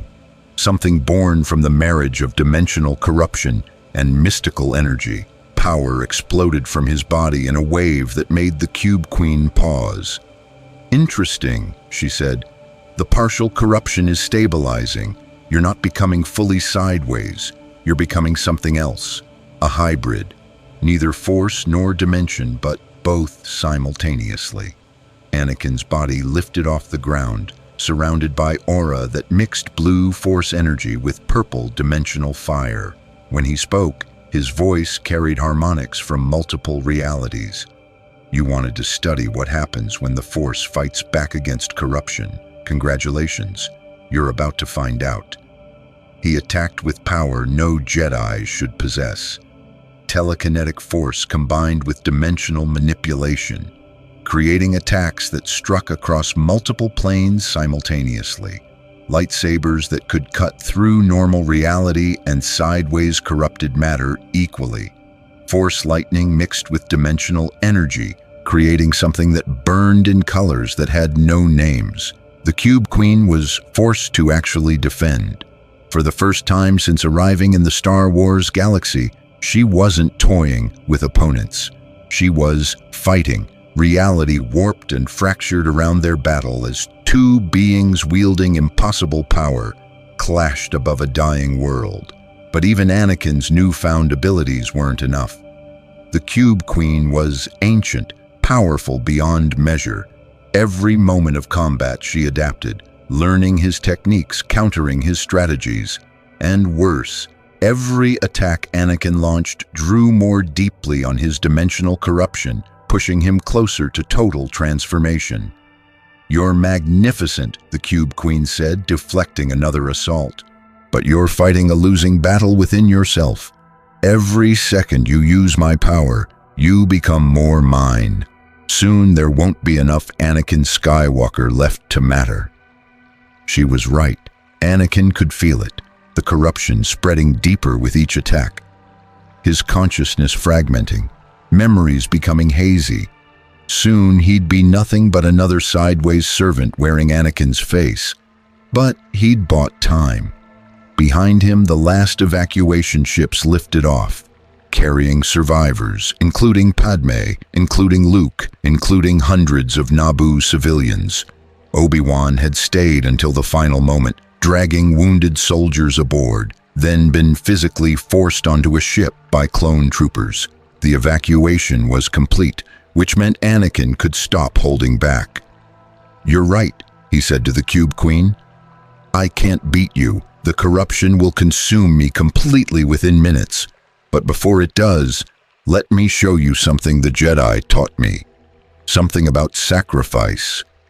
He reached deep into the Force, deeper than he'd ever gone, and found the place where light and dark merged. The place of true balance. And in that moment of perfect clarity, he understood what the prophecy had always meant. Bringing balance to the Force didn't mean destroying the Sith. It meant becoming the bridge between realities, the living proof that Force and dimension could coexist, the example that the Force could learn from. "Thank you," Anakin said, "for corrupting me, for making me this bridge. Because now the Force understands how to fight you, and every second I exist like this, it learns more." Then Anakin Skywalker, the Chosen One, let go. He stopped fighting the corruption. Let it flood through him completely. Let his body transform, his consciousness fracture, his identity dissolve. But in that final moment before transformation, he channeled everything he was, all his power, all his pain, all his love, back into the Force itself. His sacrifice became data, his transformation became lesson, his death became template. The Force learned. Across the galaxy, every surviving Force user felt it, a surge of knowledge, understanding, the Force showing them how to resist corruption, not permanently but longer, showing them techniques Anakin had discovered in his hybrid state, giving them tools they hadn't possessed before. The Cube Queen watched Anakin's final transformation with something approaching respect. You traded yourself to arm your allies with knowledge, noble, futile, but noble. The Force may have learned from you, but I've learned as well. Your sacrifice has bought your galaxy perhaps weeks, nothing more. The thing that had been Anakin Skywalker stood beside her now, its crystalline form crackling with corrupted power. But unlike other transformed beings, traces of consciousness remained in its glowing eyes. Awareness trapped, suffering, exactly as she'd promised. Keep him, the Cube Queen told her servants. The Chosen One will serve as example of what happens to those who resist. Let his wife and child see what he's become. Let the galaxy understand that even prophecy means nothing against the last reality. On Naboo's surface, corruption spread completely. The beautiful world became sideways territory within hours. Another victory for the last reality, another reality consumed. But on distant worlds, in hidden bases, on evacuation ships scattered across the Outer Rim, Force users felt Anakin's sacrifice rippling through the Force, and they began to fight back with techniques that actually worked. The war had entered a new phase. The galaxy was still dying, the Cube Queen was still winning. But for the first time since the invasion began, hope existed, slim, desperate, purchased with terrible sacrifice. Hope that perhaps extinction wasn't inevitable. Hope that resistance might matter after all. 6 months into the invasion, the galaxy had become unrecognizable. 3/4 of known space existed as sideways territory, corrupted dimensions where the laws of physics served the last reality. The remaining free systems clustered in the Outer Rim and unknown regions, connected by desperate hyperspace routes that were constantly shifting as dimensional corruption made traditional navigation unreliable. On the mobile command station, Hope's Refuge, a massive composite vessel built from salvaged Republic Star destroyers and Separatist carriers, the galaxy's leadership convened in emergency session. What had once been bitter enemies now shared a single desperate cause: survival. Obi-Wan Kenobi stood before the holographic assembly, his appearance drastically changed. His beard had gone almost entirely gray. Deep lines carved his face. Most significantly, his connection to the Force was visibly strained. Purple flickers occasionally crossed his Force aura as he fought constant exposure to dimensional corruption. "The techniques Anakin gave us are working," Obi-Wan reported, his voice carrying exhaustion earned through months of continuous combat. "Force users who apply the resistance methods can operate in corrupted zones for up to 3 hours before requiring evacuation. We've extracted thousands of civilians from occupied territories using these techniques. But we're still losing," Count Dooku finished. The former Jedi Master looked equally haggard, his aristocratic bearing maintained only through iron will. "Every world we evacuate becomes sideways territory.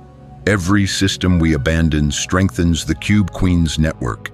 We're trading space for time, and we're running out of both." The holographic displays showed the grim mathematics. 80 systems lost this month. Projected timeline to total galactic corruption: 3 months.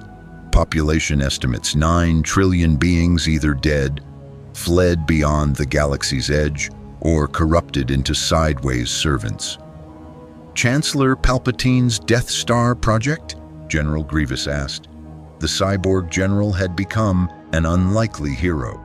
His mechanical body provided resistance to corruption that organic beings lacked, allowing him to lead assaults into heavily corrupted zones. Operational. Palpatine's hologram reported from the weapon's secure location.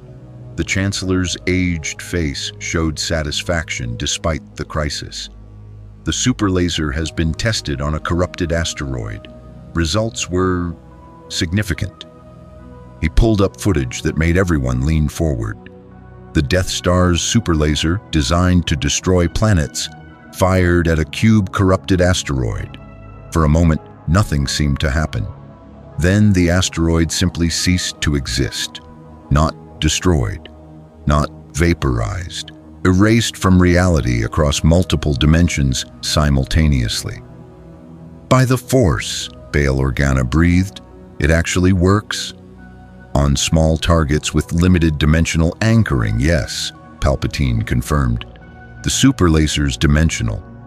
Disruption effect can sever a cube's connection to the sideways long enough to permanently destroy it. But his expression darkened. The Cube Queen herself is another matter. She exists across too many dimensions. The Death Star could wound her, perhaps significantly, but destroying her completely would require sustained fire far beyond the weapon's current capacity. Then we upgrade it, Grievous said immediately.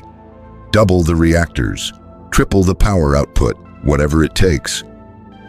That would take months we don't have, a Separatist scientist objected. And there's another problem. Every time we use the Death Star, the dimensional disruption is detected across the galaxy. The Cube Queen knows where it is within seconds of firing. We'd get one shot at her, maybe two, before her forces overwhelm the station. Then we make those shots count, Obi-Wan said. We lure her to a location where the Death Star can fire without obstruction. We coordinate every remaining force in the galaxy as a distraction, and we pray to the Force that it's enough. That's not a plan, Dooku said flatly. That's a desperation gambit with minimal chance of success. Do you have a better option? Obi-Wan challenged. Because I'm open to suggestions. Master Yoda and the other council members are teaching the hibernation technique to every Force-sensitive we can reach. We've evacuated billions to the unknown regions. We're fighting, adapting, surviving, but none of it matters if the Cube Queen continues unopposed. Eventually, she'll consume every system. At that point, even the Death Star becomes irrelevant because there's nowhere left to fire it from. The silence that followed was profound. Everyone in the assembly knew Obi-Wan was right. Delaying tactics had bought them months, but the fundamental problem remained. The last reality couldn't be defeated through conventional warfare. There may be another approach. Yoda's hologram appeared, the ancient master looking frailer than anyone had seen. His 900 years weighed heavily, compounded by the corrupted Force causing him constant pain. Studied the corruption extensively we have. Understand it better now. The sideways, not separate dimension.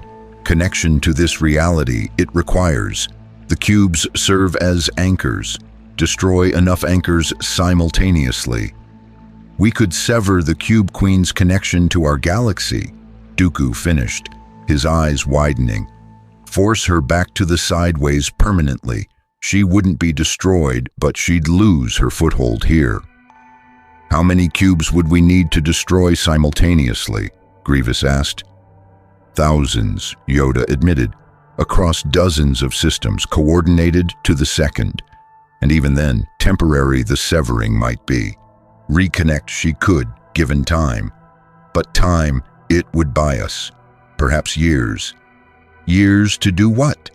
Padme Amidala spoke for the first time, her hologram transmitted from the refugee convoy carrying Luke Skywalker and thousands of other children.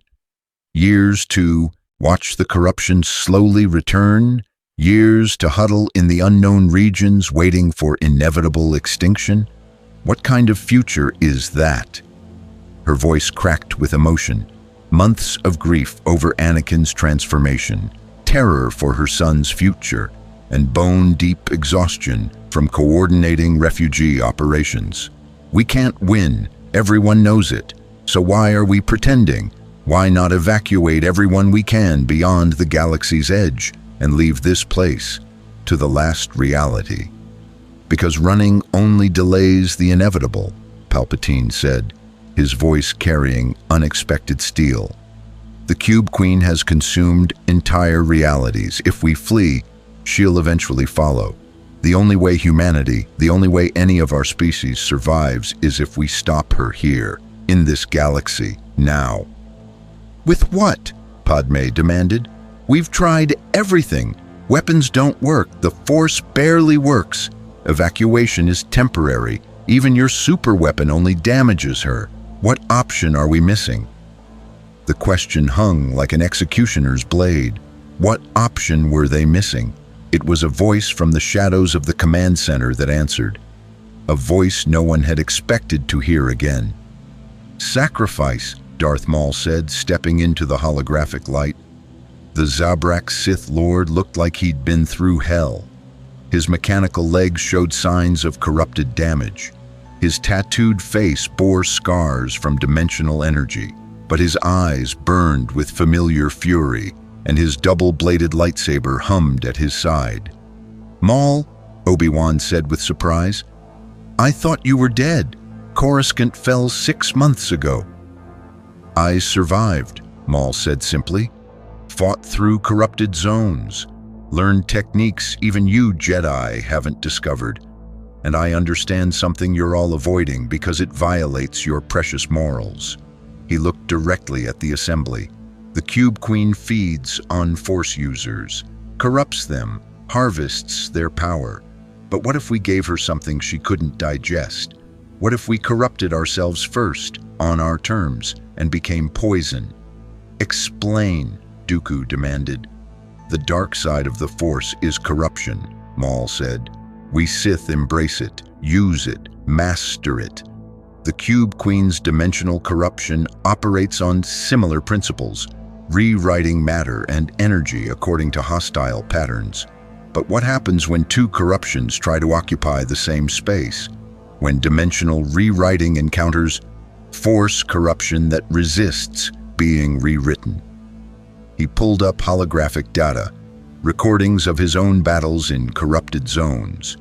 Footage showed Maul fighting sideways creatures with dark side techniques that actually hurt them, not destroyed them, but caused visible pain, forced them to retreat. The dark side isn't pure corruption like hers, Maul explained. It's living corruption, willful. When I channel dark side energy into my attacks, it fights the dimensional rewriting, creates conflicting corruption patterns. The result is dimensional instability. If enough Force users, Sith, Dark Jedi, even desperate Jedi willing to touch the dark side, launched coordinated attacks using corrupted Force energy, we could create system-wide dimensional instabilities, Dooku said slowly, understanding dawning. Make it impossible for the Cube Queen to maintain stable sideways connections. Force her to either retreat or risk her own network collapsing. That's insane, Obi-Wan objected. You're proposing we embrace the dark side, become everything the Jedi have fought against for millennia, on the hope that two types of corruption will cancel each other out?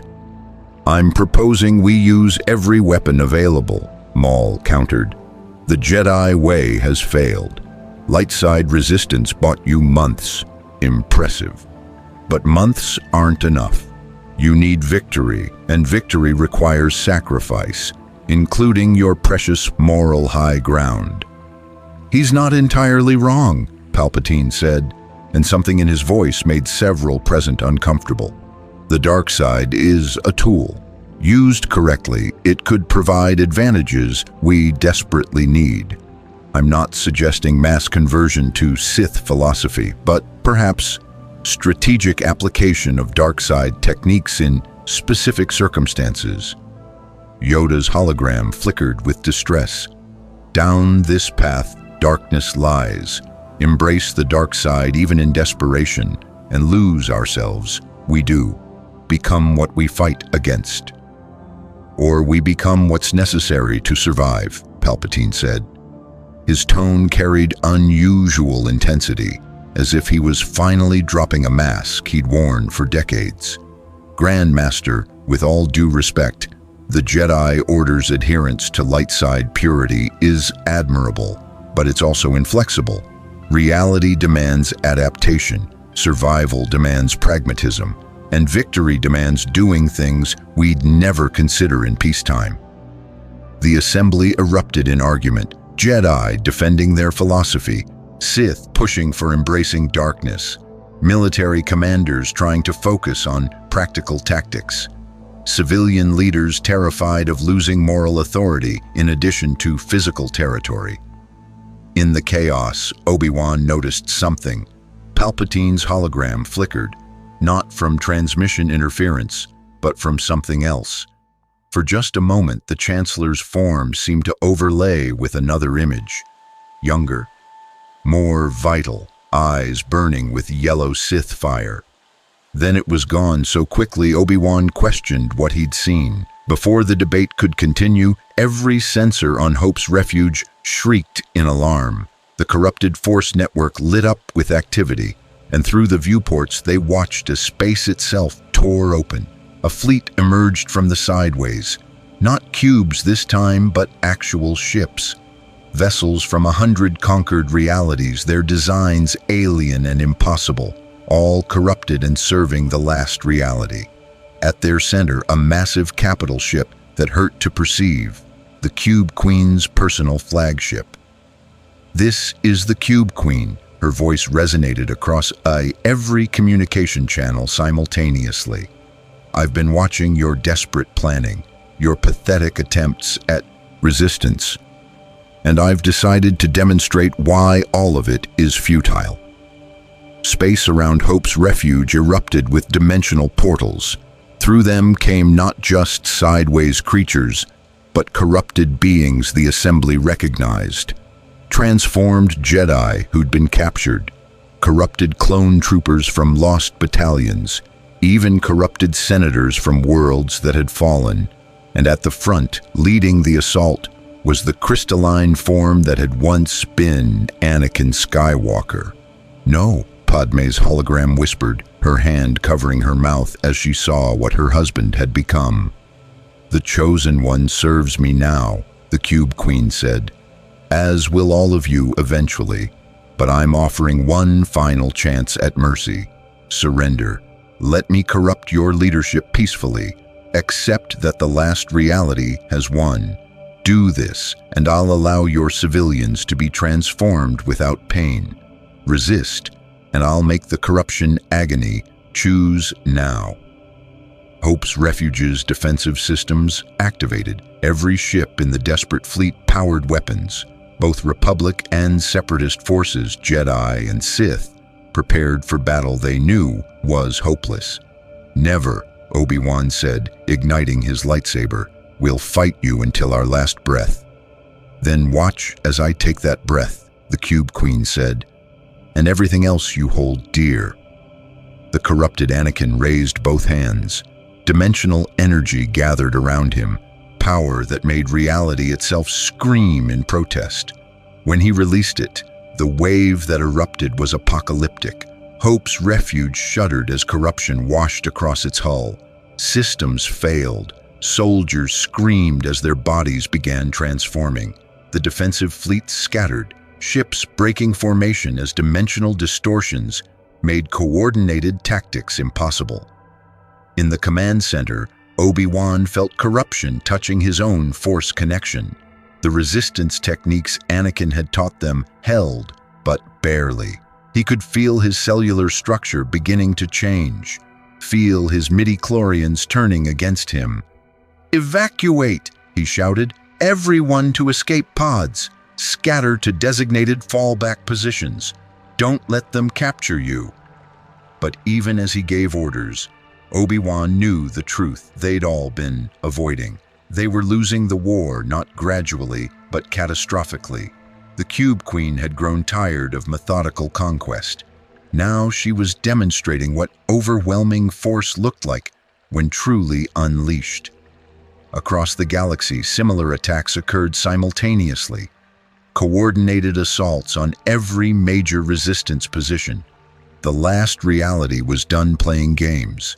They were ending this war, and unless something changed, unless some miracle occurred, they were going to succeed. On the refugee ship carrying Luke Skywalker, Padme held her infant son close, watching through viewports as Hope's refuge burned in space. She whispered to Luke words he was too young to understand. "Your father was the chosen one. He was supposed to bring balance to the Force, to save us all. Instead, he became the weapon that may destroy us." "I'm so sorry, Luke. So sorry you'll grow up in a galaxy where even prophecy means nothing against reality itself." The baby didn't cry. His Force-sensitive awareness perceived things no infant should understand. He felt the galaxy dying around him, felt the corruption spreading, felt the future narrowing to a single point where only extinction waited. But deep in that infant consciousness, something stirred, something that recognized the pattern, that understood what needed to happen. The Force had chosen Anakin to bring balance, but balance didn't mean light defeating dark.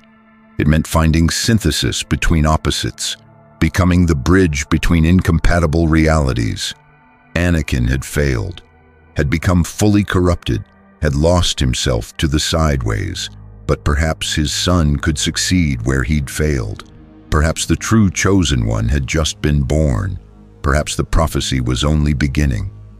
Luke's tiny hand reached up, and for just a moment blue Force energy crackled between his fingers, untainted, pure, resonating with something the corrupted Force couldn't touch. The last hope of a dying galaxy, if he survived long enough to matter. The fall of Hope's refuge marked a turning point. What remained of the galaxy's unified command structure scattered like leaves in a storm. Republic and Separatist forces fled to dozens of hidden bases across the unknown regions. The Jedi Order ceased to exist as a centralized organization. Survivors operated in isolated cells, teaching resistance techniques to whoever would listen while avoiding corruption long enough to matter. Palpatine's Death Star retreated to the deepest reaches of space, its location known only to a handful of surviving commanders. The superweapon represented the galaxy's last card to play, and everyone understood it could only be used once before the Cube Queen destroyed it.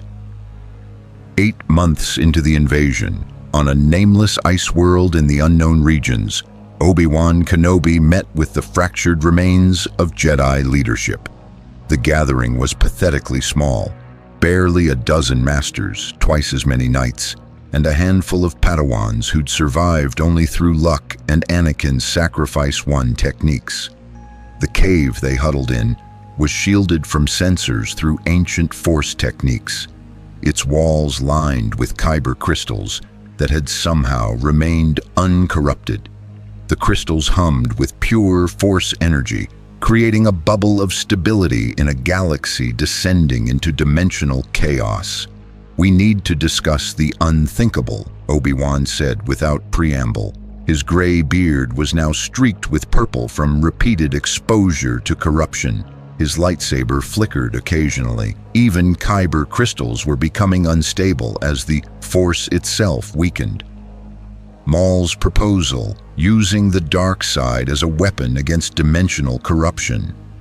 "Absolutely not," Master Ki-Adi-Mundi said immediately. "We've already lost too much. Our temple, our students, our very connection to the Force is being corrupted. If we abandon our principles as well, what remains of the Jedi Order? A corpse clinging to philosophy while the galaxy dies, Ahsoka Tano said. The former Padawan had survived through a combination of skill, luck, and willingness to operate outside Jedi orthodoxy. Master, I respect your dedication to the light, but I've fought in corrupted zones. I've seen what happens to Jedi who refuse to adapt. They die, or worse, they become weapons against us. She pulled up holographic footage, recordings from her recent missions, corrupted Jedi attacking resistance cells, transformed masters using their knowledge of Jedi tactics to hunt survivors, the Order's own teachings being weaponized against them. This is what purity gets us, Ahsoka said bitterly. The Cube Queen doesn't just corrupt our bodies, she corrupts our strengths. Our compassion becomes weakness. Our adherence to principle becomes predictability. Our commitment to the light makes us vulnerable because we won't touch the darkness even when survival demands it. There has to be another way, Shakti insisted. The Togruta master had become gaunt from months of fighting, her montrals showing stress fractures from repeated force exertion. Master Yoda, surely the ancient texts contain alternatives, some technique that doesn't require embracing the dark side. Yoda's hologram appeared, transmitted from a hidden location where the Grand Master coordinated what remained of the Order's operations. He looked ancient beyond measure, his connection to the corrupted force visibly killing him by degrees.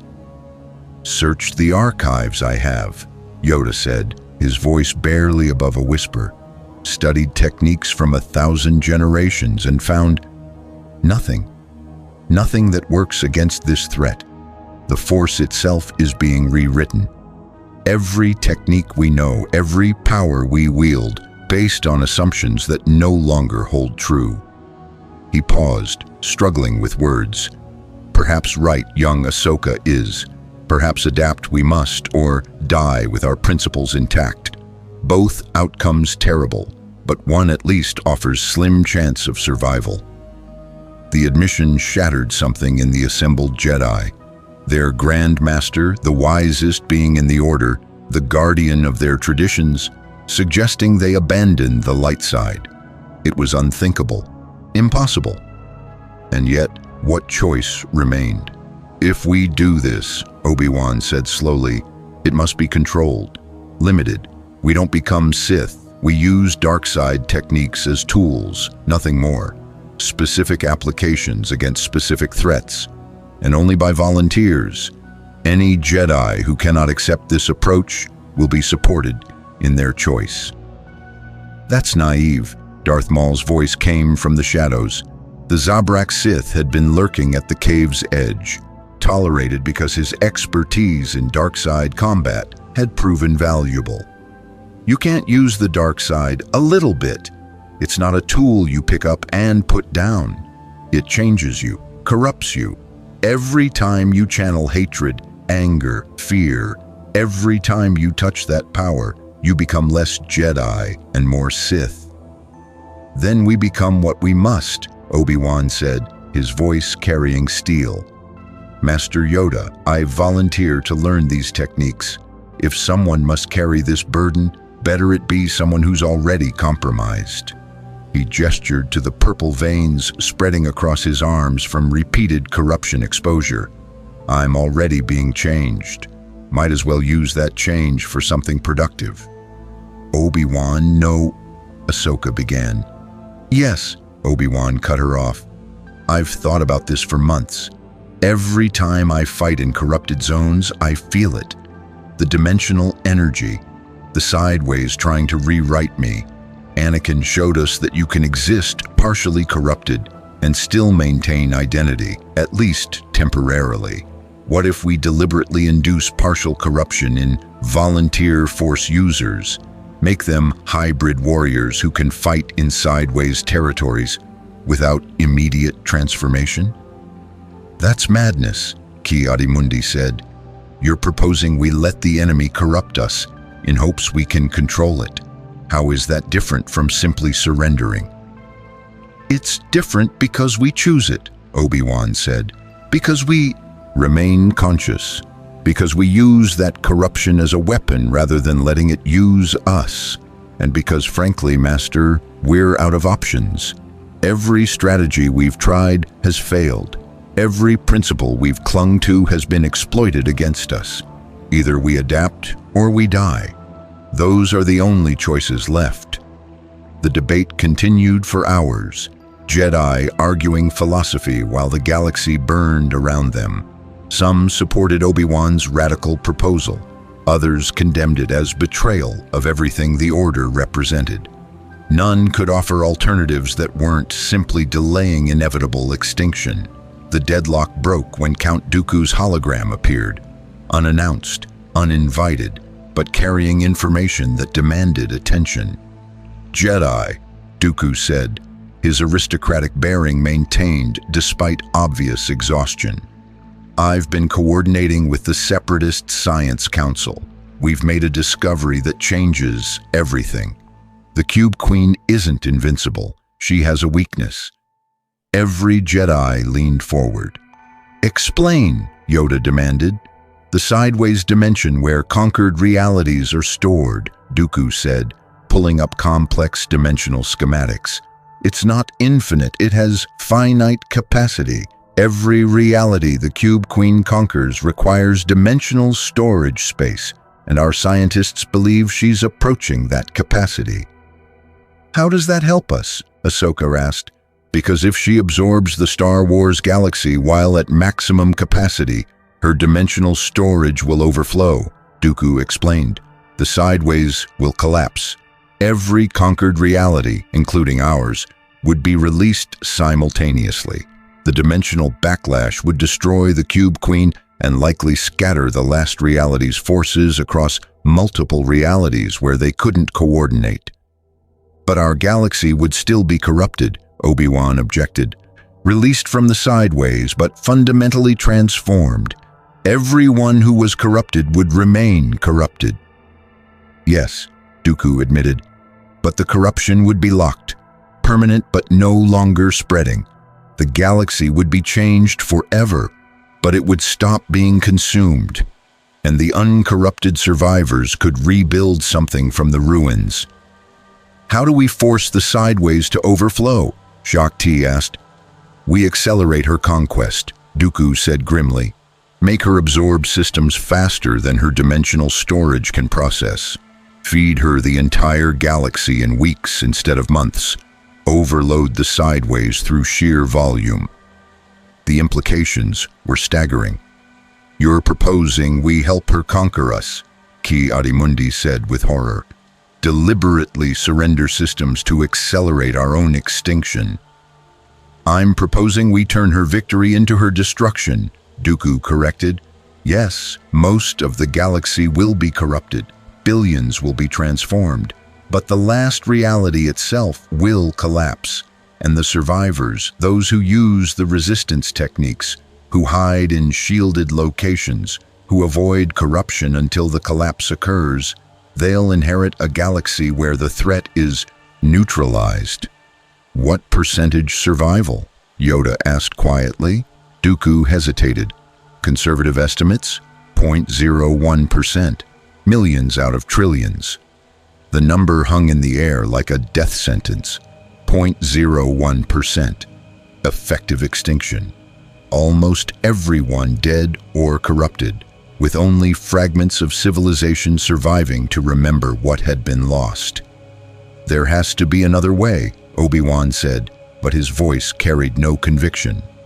Then suggest it, Dooku challenged, because I've spent 8 months analyzing this threat.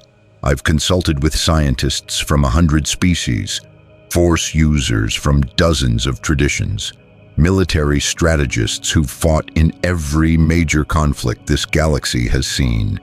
And this sacrifice of the many to save the infinitesimally few is the only strategy with even theoretical chance of success. Before anyone could respond, the cave's warning crystals flared. Something was approaching, something that registered across dimensions. She found us, Ahsoka said, her her hand moving to her lightsabers. "The Cube Queen tracked our meeting. We need to evacuate." "Too late," Maul said, his yellow eyes widening. "She's already here."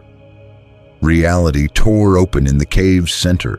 Through the dimensional rift came not the Cube Queen herself, but one of her caretakers, beings of immense power who served as her enforcers across conquered realities.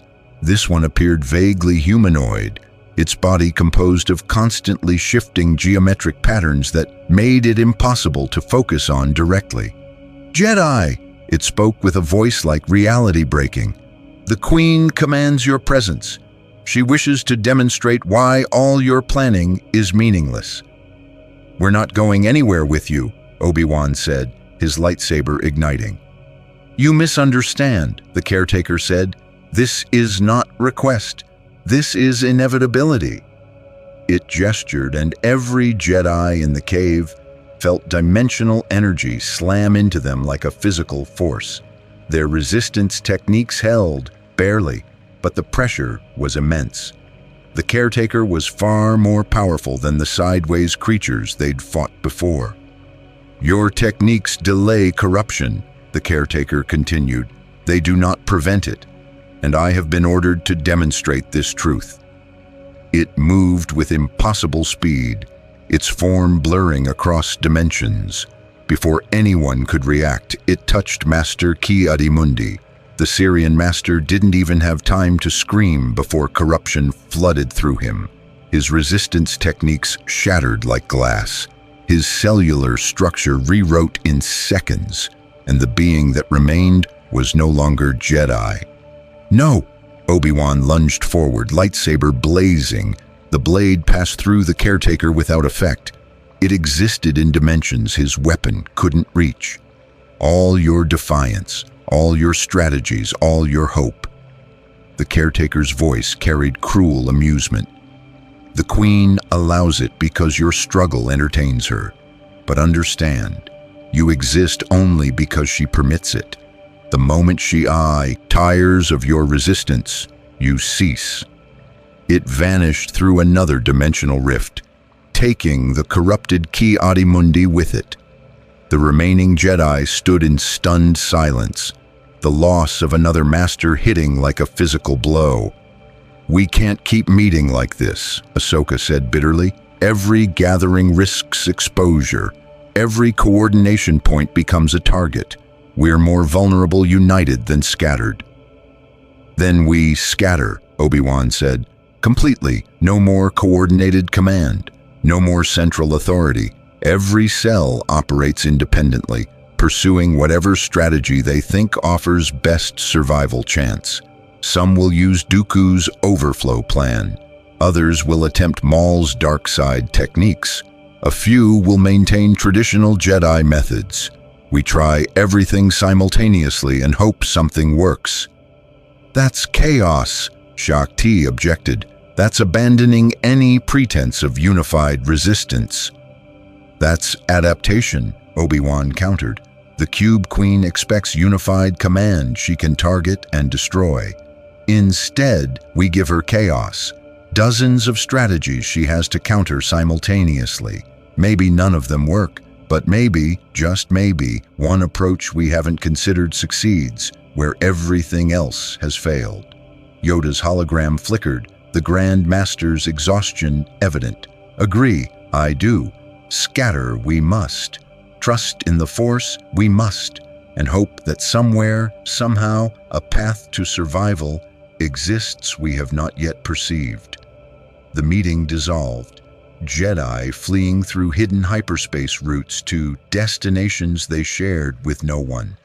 The Order, once a unified institution spanning millennia, had fractured into desperate individual cells, pursuing survival through any means necessary. On a distant world, Count Dooku met with Darth Sidious in person for the first time in months. His master stood before a view screen showing the Death Star's progress. The weapon was now fully operational, its super laser capable of firing at maximum power. "The plan is set," Sidious said. His voice carried none of Palpatine's political warmth. This was pure Sith Lord, calculating and cold. We lure the Cube Queen to the Endor system. The Death Star fires at point-blank range. Even if it doesn't destroy her, the dimensional disruption will wound her severely. And in that moment of vulnerability, we strike with everything: Jedi, Sith, Republic, Separatist, every weapon and Force user left in the galaxy. "You're betting everything on one attack," Dooku said. "If it fails—" "It won't fail," Sidious interrupted. "Because I've seen it, Dooku. Through the Force, through visions the Cube Queen cannot corrupt, because they exist outside the dimensions she controls. I've seen her fall. I've seen the galaxy transformed but surviving. I've seen the Chosen One's sun rising in a future where hope exists again." "Skywalker's child," Dooku's eyes widened. "The infant is barely a year old. What possible relevance?" "Everything," Sidious said. His yellow Sith eyes blazed. "The prophecy was never about Anakin. He was merely preparation. The Father's sacrifice teaching the Force how to resist, so the Son could be born into a galaxy where the Force itself had learned to fight back. Young Luke Skywalker is the true Chosen One, and he will bring balance. Not now, but decades from now, when he's grown strong enough to matter." "Then what do we do?" Dooku asked. "We survive," Sidious said simply. "We protect that child. We buy time for him to grow. We sacrifice everything and everyone necessary to ensure Luke Skywalker reaches adulthood in a galaxy where his power can make a difference. That is the new plan. That is the only plan." Across the galaxy, similar conversations occurred. Military commanders making impossible choices about which systems to defend and which to abandon. Scientists calculating survival odds that declined daily. Civilians fleeing toward the galaxy's edge, hoping to escape beyond the last reality's reach. And in the sideways dimension, the Cube Queen watched it all with satisfaction. Her network had grown immense, thousands of cubes anchoring her presence across the Star Wars galaxy, billions of corrupted beings serving her will, entire sectors transformed into dimensional storage, their matter and energy feeding her power. She stood before a vast display showing the galaxy's corruption percentage, 87% complete. "Soon," she said to her caretakers, "the tipping point approaches. When corruption reaches 95%, the galaxy's remaining Force users will be too weak and scattered to mount meaningful resistance. Then we finish them, transform every last system, add this reality to the sideways permanently." "The Jedi have scattered," one caretaker reported. "They pursue multiple strategies simultaneously. Shall we hunt them systematically?" "No," the Cube Queen said. "Let them scatter. Let them try their desperate plans. Every strategy they attempt teaches me more about this galaxy's resilience. When I finally move to total conquest, I'll know exactly how to counter every technique, exploit every weakness, break every last thread of hope." She pulled up an image. The infant Luke Skywalker, currently hiding with his mother in a refugee convoy deep in the unknown regions. "Especially that one," she said. "The child they believe represents future hope. When the time comes, I'll corrupt him personally, turn the prophesied Chosen One into my most powerful servant. Let the galaxy watch their future savior become my weapon. That will break them more completely than any military defeat." Her crystalline features arranged themselves into something approximating a smile. "The last reality always wins. This galaxy is learning that truth. And soon, very soon, there will be nothing left to learn, only acceptance of their inevitable fate." In his hidden location, Yoda felt the declaration ripple through the Force. The ancient master's eyes closed in despair as he perceived the truth. They were going to lose. All their planning, all. Their sacrifice, all their hope, none of it would be enough. The galaxy was dying, and short of a miracle, nothing could stop it. But Yoda was 900 years old. He'd seen miracles before, so he reached deep into the Force, deeper than he'd ever gone, and prayed to whatever cosmic powers might listen that one more miracle remained. That somehow, impossibly, survival was still possible. That the light hadn't gone out completely. Not yet. 14 months after the invasion began, the Cube Queen declared total victory. Coruscant, or what had been Coruscant, served as her throne world. The planet-wide city had transformed into something that broke the minds of those who witnessed it. Buildings existed in impossible geometries stretching across dimensions that shouldn't be perceivable. The sky was purple void shot through with dimensional lightning.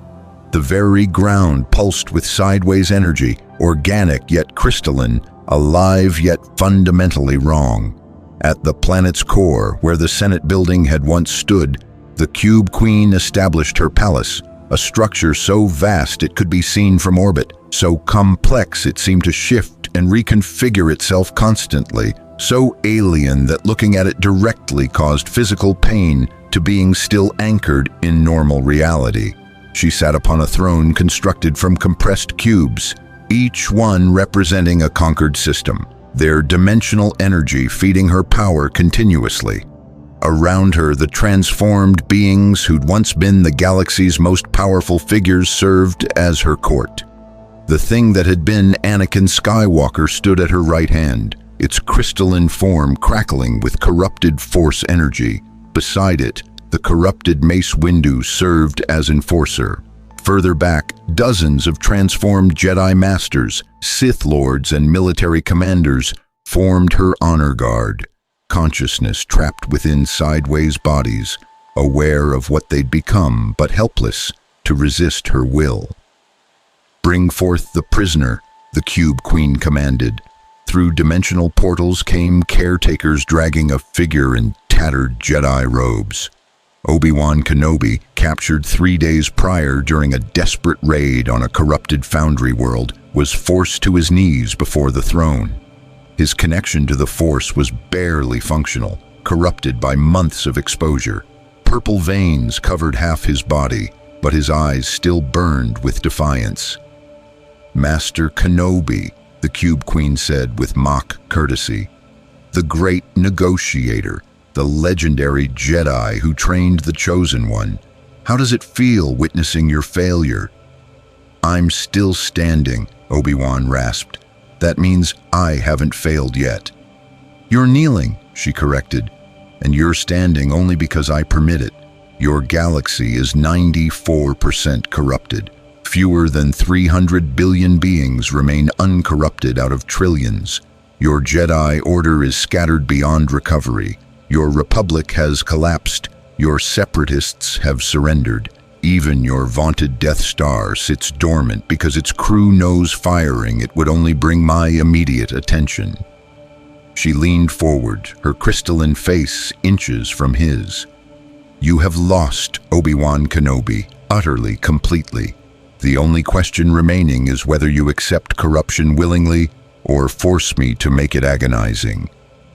"Then make it agonizing," Obi-Wan said, "because I will never serve you willingly." "Admirable," the Cube Queen said. "Futile, but admirable. Very well, since you refuse. Cooperation, you'll witness something instead. A demonstration of my complete control over this galaxy. Anakin, bring her." The corrupted Anakin moved with inhuman speed, vanishing through a dimensional portal and returning seconds later with another prisoner. Padme Amidala screamed as she was dragged before the throne, her struggles meaningless against sideways strength. "Padme!" Obi-Wan lurched forward, but caretakers slammed him back to his knees. "The senator from Naboo," the Cube Queen said. "Wife of the Chosen One, mother of the child. Your scattered resistance believes represents future hope. I could corrupt her. Transform her into one of my servants. But I think there's a better use for her." She gestured to the corrupted Anakin. "Your husband will do it. He'll corrupt you personally, Padme Amidala. You'll feel the man you love destroying everything you are, and he'll be conscious enough to remember doing it, to carry that memory eternally. Isn't that poetic?" "No," Padme whispered, her eyes locked on the crystalline monstrosity that had been Anakin. "Ani, if any part of you remains, I remain," the corrupted Anakin spoke, its voice carrying harmonics from multiple dimensions. Consciousness intact, will intact, but will means nothing. She commands, I obey, and I will corrupt you, Padme, while hating every second, while screaming inside this prison of transformed flesh, while begging for death that will never come. Tears streamed down Padme's face. "Then do it quickly. Don't let her draw it out."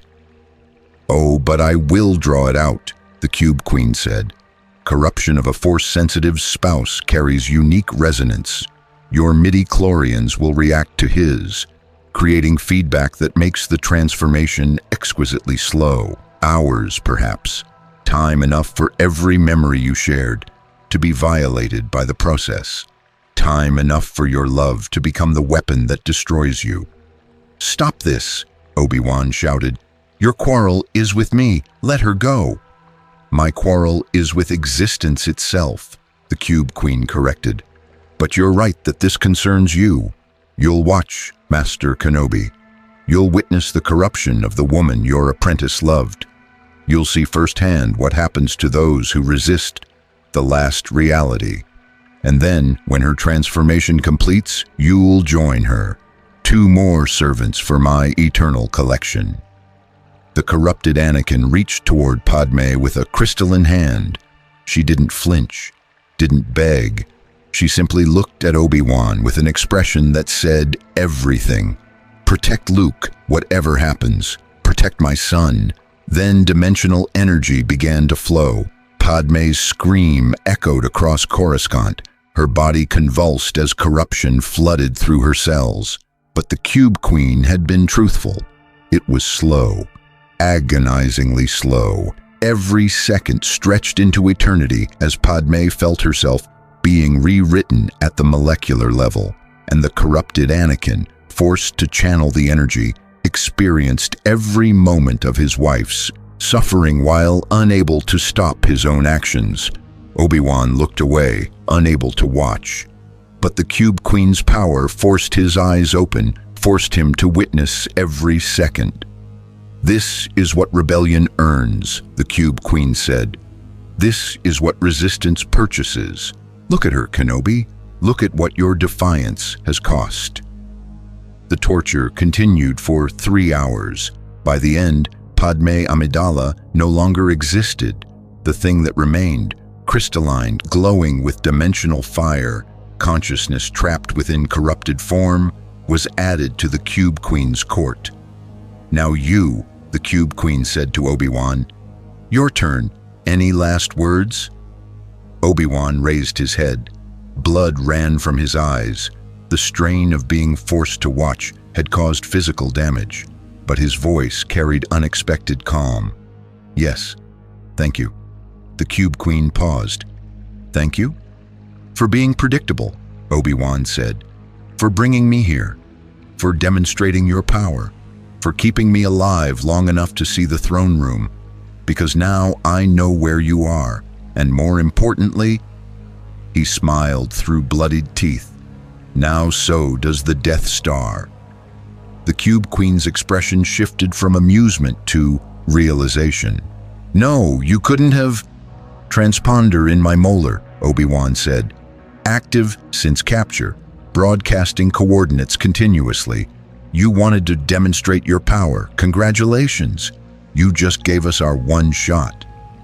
Across the Coruscant system, space tore open as the Death Star emerged from hyperspace. The massive battle station, larger than many moons, its super laser charged to maximum capacity, appeared at optimal firing range. On the Death Star's command bridge, Palpatine stood with his Sith identity finally revealed to all. No more pretense of Chancellor, no more political masks, just Darth Sidious, Sith Lord, commanding the most powerful weapon ever constructed. "Fire," he said simply. The super laser blazed. Dimensional disruption energy, technology reverse-engineered from the cubes themselves, weaponized and amplified a billionfold, lanced across space. It struck the Cube Queen's palace with force that made reality itself scream. For the first time since arriving in the Star Wars galaxy, the Cube Queen felt pain. Her crystalline form shattered, her dimensional anchors severed. The palace around her collapsed, cubes dissolving as their connection to the sideways was forcibly cut. She screamed, a sound that resonated across multiple dimensions, that caused every corrupted being in the galaxy to convulse simultaneously. "Impossible!" she roared. "The Death Star shouldn't be able to—" The second shot hit before she could finish. Then a third, a fourth. The Death Star fired continuously, its reactors straining but holding, pouring everything into sustained assault. The Cube Queen's form began to fragment, not destroyed. She existed across too many dimensions for that, but wounded, severely. Her connection to the Star Wars galaxy was weakening with each hit. All forces, Sidious's voice broadcast across every surviving resistance channel. "Now, hit her now while she's vulnerable." From hidden bases across the unknown regions, the galaxy's last military assets emerged. Republic Star destroyers that had survived through constant retreat. Separatist dreadnoughts that had hidden rather than fight hopeless battles. Even criminal syndicate vessels and private ships, everyone who could fly and fight, converged on Coruscant. It was a fraction of what the galaxy had once commanded. Dozens of capital ships instead of thousands, hundreds of fighters instead of millions. But it was everything that remained. And leading them in a modified Eta II interceptor flew Ahsoka Tano. She'd spent the last year learning the techniques Maul had taught.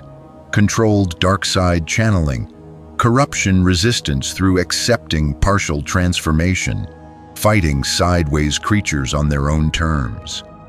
Now she dove toward the wounded Cube Queen with lightsabers that burned with both light and dark energy. "For Anakin!" she screamed. "For everyone we've lost!" Her blade struck the Cube Queen's fragmenting form. For a normal being, the attack would have meant nothing, but Ahsoka wasn't normal anymore. Months of partial corruption had made her something hybrid, part Jedi, part dark side wielder, part dimensional anomaly herself. Her strike actually cut through the Cube Queen's dimensional defenses. You dare?" the Cube Queen gasped. "A half-corrupted Force user striking me? Impossible. You should be my servant." "I'm nobody's servant," Ahsoka snarled. She poured everything into her assault. Light side righteousness, dark side fury, and something else. The accumulated rage and grief of 14 months watching the galaxy die. The desperation of someone with nothing left to lose. The determination of a survivor who'd seen too much to accept defeat. Behind her, dozens of other Force users attacked. Jedi who'd learned Maul's techniques. Sith who'd allied with their ancient enemies. Even untrained Force sensitives who channeled raw power through sheer desperation. None of them could have wounded the Cube Queen alone, but combined, coordinated, attacking while the Death Star kept her dimensional defenses shattered, they hurt her. On Coruscant's surface, Obi-Wan felt the corruption holding him weaken. The Cube Queen's power was diverting to defense. He lunged for a fallen weapon, a corrupted clone trooper's blaster, and fired at the nearest caretaker. The shot shouldn't have worked. Energy weapons were useless against dimensional beings. But the caretaker had been connected to the Cube Queen's network, and that network was failing. The blast struck and the caretaker dissolved, its form unable to maintain cohesion without the Queen's support. "Everyone!" Obi-Wan shouted to the corrupted beings surrounding the throne. "She's vulnerable. If any of you retain consciousness, any will to resist, do it now." For a moment, nothing happened. The corrupted beings were slaves to her will, unable to disobey. Then the thing that had been Anakin Skywalker moved. Its crystalline hand, instead of attacking Obi-Wan, reached toward the Cube Queen. Corrupted Force energy, power that had been forced to serve her, now struck back. The blow was weak, pathetic, a fraction of what Anakin had once been capable of, but it was resistance. Will asserting itself against control, and that mattered. "Traitor!" the Cube Queen shrieked. "I control you! You are mine!" "Not anymore," the corrupted Anakin spoke, its voice straining with effort. "Consciousness intact, will intact, and while I have either, I fight." Other corrupted beings began to move. The transformed Mace Windu attacked a caretaker. The corrupted Padme shattered her own dimensional restraints. Across Coruscant, billions of corrupted beings who'd retained some spark of consciousness suddenly found themselves able to resist, however weakly, for the first time since transformation. The Cube Queen's network was collapsing. The Death Star's assault had wounded her. The combined Force user attack had compromised her defenses, and now her own corrupted servants were rebelling. She was losing control. "No," she screamed. "This cannot be. The last reality always wins. We have conquered dimensions. We have absorbed realities. One galaxy cannot defeat us." "This isn't one galaxy," Sidious's voice boomed across all channels. "This is the Force itself fighting back. Every technique your corruption taught us, every adaptation forced by your presence, every sacrifice made to survive your invasion, it all led here, to the Force learning to wound you." He appeared via hologram, his yellow Sith eyes blazing with triumph. "You made a mistake, Cube Queen. You thought consuming Force users would make you stronger. You thought corrupting the Chosen One would grant you ultimate victory. But the Force has memory, and the Chosen One's corruption taught it how to fight beings like you." The Cube Queen's form was fragmenting rapidly now, pieces of her dimensional structure breaking off and dissolving, her connection to the sideways weakening by the second. "I am eternal," she insisted. "I exist across infinite dimensions. You cannot destroy me." "No," Sidious agreed. "But we can sever your connection to our galaxy, force you back to the sideways, make it impossible for you to anchor here, and that's all we need. A galaxy corrupted but free of your direct control. A future where survivors can rebuild from the ruins." The Cube Queen realized the truth. She couldn't maintain her presence in the Star Wars galaxy. The Death Star's dimensional disruption, combined with the Force users' assault and the rebellion of her own corrupted servants, had made this reality inhospitable to her. She could retreat now and preserve herself, or stay and risk complete dissolution. The last reality always prioritized survival. "This isn't over," she said, her form beginning to disperse. "I'll return when your Death Star is destroyed, when your Force users die of old age, when survivors lower their guard. I'll return and finish what I started." "We'll be waiting," Obi-Wan said, "and we'll have learned even more by then. We'll have had decades to study the corruption, generations to develop counter techniques. Come back if you want. We'll be ready." The Cube Queen's presence dissolved, pulled back into the sideways by her own survival instinct. Her caretakers followed, the cubes anchoring her to the galaxy shattered, their dimensional energy dispersing, and across the Star Wars galaxy the corruption stopped spreading, not reversed. not healed, but locked in place. The 94% of the galaxy that had been corrupted remained transformed. Billions of beings remained as sideways servants. Entire sectors remained as dimensional anomalies. But the remaining 6%, the survivors who'd resisted through desperation and sacrifice, were no longer in immediate danger. The invasion had ended, not in victory, not in defeat, but in something between: survival. On the Death Star, Sidious collapsed into his command chair. The sustained firing had drained the station's reactors to critical levels. One more shot would have caused catastrophic overload, but they hadn't needed one more shot. Across the galaxy, surviving Force users felt the shift. The corrupted Force was still wrong, still tainted, but it wasn't actively hostile anymore. The dimensional pressure had lifted. They could breathe again.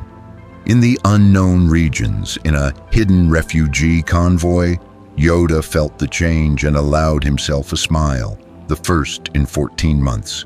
"Survived we have," he whispered. "A future we have. Slim, terrible, but a future nonetheless." Beside him, the 2-year-old Luke Skywalker looked up with impossibly aware eyes and spoke his first words. "Light remains." And in the corrupted ruins of what had been civilization, survivors emerged from hiding and began the impossible task of rebuilding. The last reality had invaded, had corrupted 94% of the galaxy, had transformed civilization beyond recognition, but they hadn't won. Not completely, not irreversibly, and that incomplete victory meant everything. 5 years after the invasion's end, the Star Wars galaxy existed in a state of permanent duality, the corrupted territories and the free zones, separated by dimensional barriers that could be crossed but never truly breached. The Cube Queen's palace on Coruscant had become something new. Without her direct presence, the corrupted beings who retained consciousness had reclaimed agency over their transformed bodies. The crystalline structure now served as seat of government for what they called the Sideways Collective. Billions of corrupted beings who'd refused to lose their identities, despite dimensional transformation. In the palace's central chamber, the being that had been Anakin Skywalker stood before a council of similarly transformed individuals. His crystalline form had evolved over 5 years, no longer purely geometric but incorporating organic elements, as if his body was learning to blend human and dimensional characteristics. "The free zones are requesting trade again," reported the transformed Mace Windu. His role shifted from the Cube Queen's enforcer to the collective's military coordinator. Food, medical supplies, technology they can't produce in corrupted territories. In exchange, they offer raw materials we need for dimensional stabilization. "Do we trust them?" asked the corrupted Padme, who served as diplomatic liaison. Her voice carried the same intelligence and compassion it always had, despite coming from crystalline features that no longer resembled human. 5 years ago, we were enemies. Now they want to pretend we can coexist? "We must coexist," Anakin said. His voice still carried harmonics from multiple dimensions, but practice had given him control over it. "The free zones can't access 94% of the galaxy's resources. The corrupted territories can't produce everything we need to maintain civilization. Interdependence isn't idealism, it's survival mathematics." "But they fear us," Padme said. "Every trade negotiation includes demands that we remain in corrupted territories, that we don't expand, that we accept containment as permanent condition. They see us as monsters barely kept in check." "They're not entirely wrong," Mace said grimly. "We are monsters, changed beyond recovery, connected to the sideways permanently. The only difference between us and mindless sideways creatures is consciousness. And even that's tenuous. I feel the pull constantly, the urge to give in, to stop fighting and let the corruption consume what remains of my identity. We all feel it, Anakin acknowledged, but we resist. We maintain. We prove that corrupted doesn't mean evil, that transformation doesn't equal damnation. And slowly, very slowly, the free zones are learning that truth. He pulled up holographic data showing trade agreements, cultural exchanges, even limited immigration. Some uncorrupted beings had voluntarily moved to corrupted territories, drawn by opportunities or relationships. Conversely, some corrupted beings had learned to exist in free zones through dimensional dampening technology that suppressed their sideways nature temporarily. It wasn't peace, it wasn't healing, but it was coexistence. And given what they'd survived, that counted as victory. In the free zones, civilization rebuilt itself around new realities. The Republic had officially dissolved, replaced by something called the Alliance of Free Systems, a loose confederation that acknowledged central authority had failed catastrophically during the invasion. On Naboo, Obi-Wan Kenobi stood before the Alliance Senate, a much smaller body than the old Republic Senate, composed of representatives from surviving systems. His hair was now completely white, his face deeply lined, but his eyes still burned with determination. "We've received another request from the Sideways Collective," Obi-Wan reported. "They want access to Ilum, the Kyber Caves. They believe uncorrupted Kyber crystals might help them stabilize their dimensional existence, reduce the constant pain corrupted beings experience." "Absolutely not," a Rhodian senator objected. "Ilum is sacred, the Jedi's most important location. We don't hand it over to dimensional abominations." "They're not abominations," Obi-Wan said sharply. "They're people, transformed against their will. Many of them were Jedi. Some were my friends. And they're asking for humanitarian aid, not conquest." "Humanitarian aid that could make them stronger," countered a Duros representative. "General Kenobi, with respect, your personal connections to corrupted individuals may be clouding your judgment. These beings are connected to the Sideways. If the Cube Queen returns, when she returns," Obi-Wan corrected, "not if, when. And when she does, do you want the Sideways Collective as allies or enemies? Because that's what we're deciding here. Whether to show compassion and build trust, or enforce containment and guarantee future conflict." The debate raged for hours. 5 years of coexistence hadn't erased fear. The corrupted territories remained terrifying to most citizens, places where reality operated by rules that hurt to perceive, where beings existed in states that shouldn't be possible, where the Sideways waited just beneath the surface. But Obi-Wan had spent 5 years crossing between territories, building relationships, learning to exist partially in both worlds. He'd become something of a bridge figure, trusted by both free zones and corrupted territories, though fully accepted by neither. Eventually, the Senate voted narrowly to allow limited Sideways Collective access to Ilum. Obi-Wan transmitted the decision via encrypted channel to Anakin personally. "Thank you," Anakin's dimensional voice came through. "I know what this cost you politically, the trust it represents." "You would do the same for me," Obi-Wan said. "You did do the same when you resisted the Cube Queen at the end, when you helped us wound her. That's why I fight for the Collective now. Because I've seen corrupted beings choose heroism over easy surrender. That deserves recognition." "How is Luke?" Anakin asked, his voice carrying emotion that crystalline features couldn't express. Does he know about me? What I've become?" Obi-Wan hesitated. "He knows you were his father, that you sacrificed yourself to teach the Force how to fight back. I've told him you're gone, that the Cube Queen took you. It seemed kinder than explaining you exist as a dimensional hybrid, who can never truly be part of his life. Perhaps, Anakin said, but someday he'll need to know the truth, that his father exists.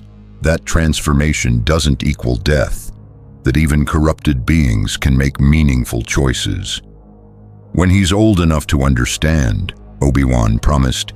Right now he's 7, powerful in the Force, possibly more powerful than you were at his age, but still a child who needs stability, not complicated truths about his father's continued existence in inhuman form. Their conversation was interrupted by alarms on both ends. Dimensional distortions detected simultaneously in free zones and corrupted territories. Not the Cube Queen returning, something else. Across the galaxy, space tore open, but not with the purple-black geometry of the sideways. This was different. Green-gold energy, reality folding rather than corrupting, portals opening according to patterns that felt almost alive. Through those portals came ships, thousands of them, designs that matched nothing in any database, and from those ships, a message broadcast across every communication channel. Inhabitants of this galaxy, we are the Convergence, dimensional travelers who monitor realities threatened by the last reality. Your resistance to the Cube Queen was observed. Unprecedented, remarkable. We come offering alliance, knowledge, and warning. The message continued, explaining in clinical terms what everyone had suspected. The Cube Queen would return. Her defeat had been tactical withdrawal, not permanent banishment. And when she came back, she'd bring greater forces, learning from her failure as she always did. But the Convergence offered hope. They'd fought the last reality before, never won completely, but developed techniques for resisting corruption, for maintaining dimensional barriers, for existing in states that bridged normal reality and the sideways. We offer training, the Convergence ambassador said, a being of pure energy that manifested in forms viewers could comprehend. Teach your Force users to master partial corruption as permanent state. Show your scientists how to weaponize dimensional instabilities. Help your corrupted population stabilize their existence and become immune to further transformation. In exchange for what? Sidious asked from his secret location. The Sith Lord had withdrawn from public leadership after the invasion, but maintained significant influence through networks of agents and informants. Alliance when the Cube Queen returns, the Convergence ambassador said. Your galaxy represents rare success, a reality that wounded her significantly. If we can study your force, your resistance techniques, your unusual capacity for consciousness retention during corruption, we can develop weapons that work across multiple realities. Turn your defensive success into offensive capability. It was the offer everyone had been simultaneously hoping for and dreading. External allies, advanced knowledge, but also entanglement in multiversal conflicts they barely understood. The Alliance Senate debated for weeks. The Sideways Collective deliberated in parallel. Thousands of arguments for and against. Trust and skepticism balanced on knife's edge. Finally, both governing bodies reached the same conclusion. They had no choice. Refusing the Convergence meant facing the Cube Queen's return alone. Accepting meant risks, but also possibilities they couldn't achieve independently. Over the following years, the galaxy transformed again, not through corruption, but through learning. Convergence teachers established academies in both free zones and corrupted territories. Force users learned to deliberately induce controlled partial corruption, becoming hybrid warriors who could operate anywhere. Scientists developed weapons that could damage dimensional beings. Engineers built stabilization arrays that made corrupted territories livable for uncorrupted visitors. Luke Skywalker, now 10 years old, trained under both Jedi Masters and Convergence instructors. His power grew exponentially, not just light side or dark side, but something new. The Force itself seemed to resonate differently around him, as if recognizing the prophesied chosen one in a form that could actually fulfill the prophecy. One day, Obi-Wan brought Luke to the edge of the corrupted territories, to a meeting point where dimensional barriers were thin enough for safe communication but strong enough to prevent uncontrolled crossover. "There's someone here to meet you," Obi-Wan said. "Someone important, someone who loved you very much before circumstances changed." Through the dimensional barrier, a crystalline figure approached. Luke's Force senses recognized it immediately, connection that transcended physical form, recognition that bypassed rational thought. "Father?" Luke whispered. "Hello, Luke," Anakin said, his dimensional voice gentle despite its inhuman qualities. "I'm sorry it's taken this long. Sorry you have to see me like this. But I needed you to know. Transformation doesn't mean I stopped being your father. Corruption doesn't mean I stopped loving you." Luke reached toward the barrier, his small hand pressing against dimensional energy that should have been painful but instead felt warm, welcoming, as if the Force itself was facilitating this connection. "Can you ever come back?" Luke asked. "Become human again?" "No," Anakin admitted. "What I am now is permanent. The Cube Queen changed me at a level that can't be reversed, but I'm still me, Luke, still conscious, still making choices, still fighting for the galaxy. That has to be enough." "It is," Luke said, tears streaming down his face. "It is enough." They stood like that for an hour, father and son separated by dimensional barriers, but connected through the Force in ways corruption couldn't touch. Obi-Wan watched, feeling old grief and new hope mixing impossibly. This was the future they'd fought for, not perfect, not healed, but alive, conscious, still capable of love despite everything. On Coruscant, in the Sideways Collective's council chamber, Padme met with representatives from the Convergence. They were discussing long-term planning, not just years but decades, centuries, building civilization that could endure repeated invasions, creating culture where corrupted and uncorrupted could genuinely coexist rather than merely tolerate each other. "The Cube Queen will return within 20 years, a Convergence analyst predicted, showing probability matrices. "When she does, she'll bring forces specifically designed to counter your resistance techniques.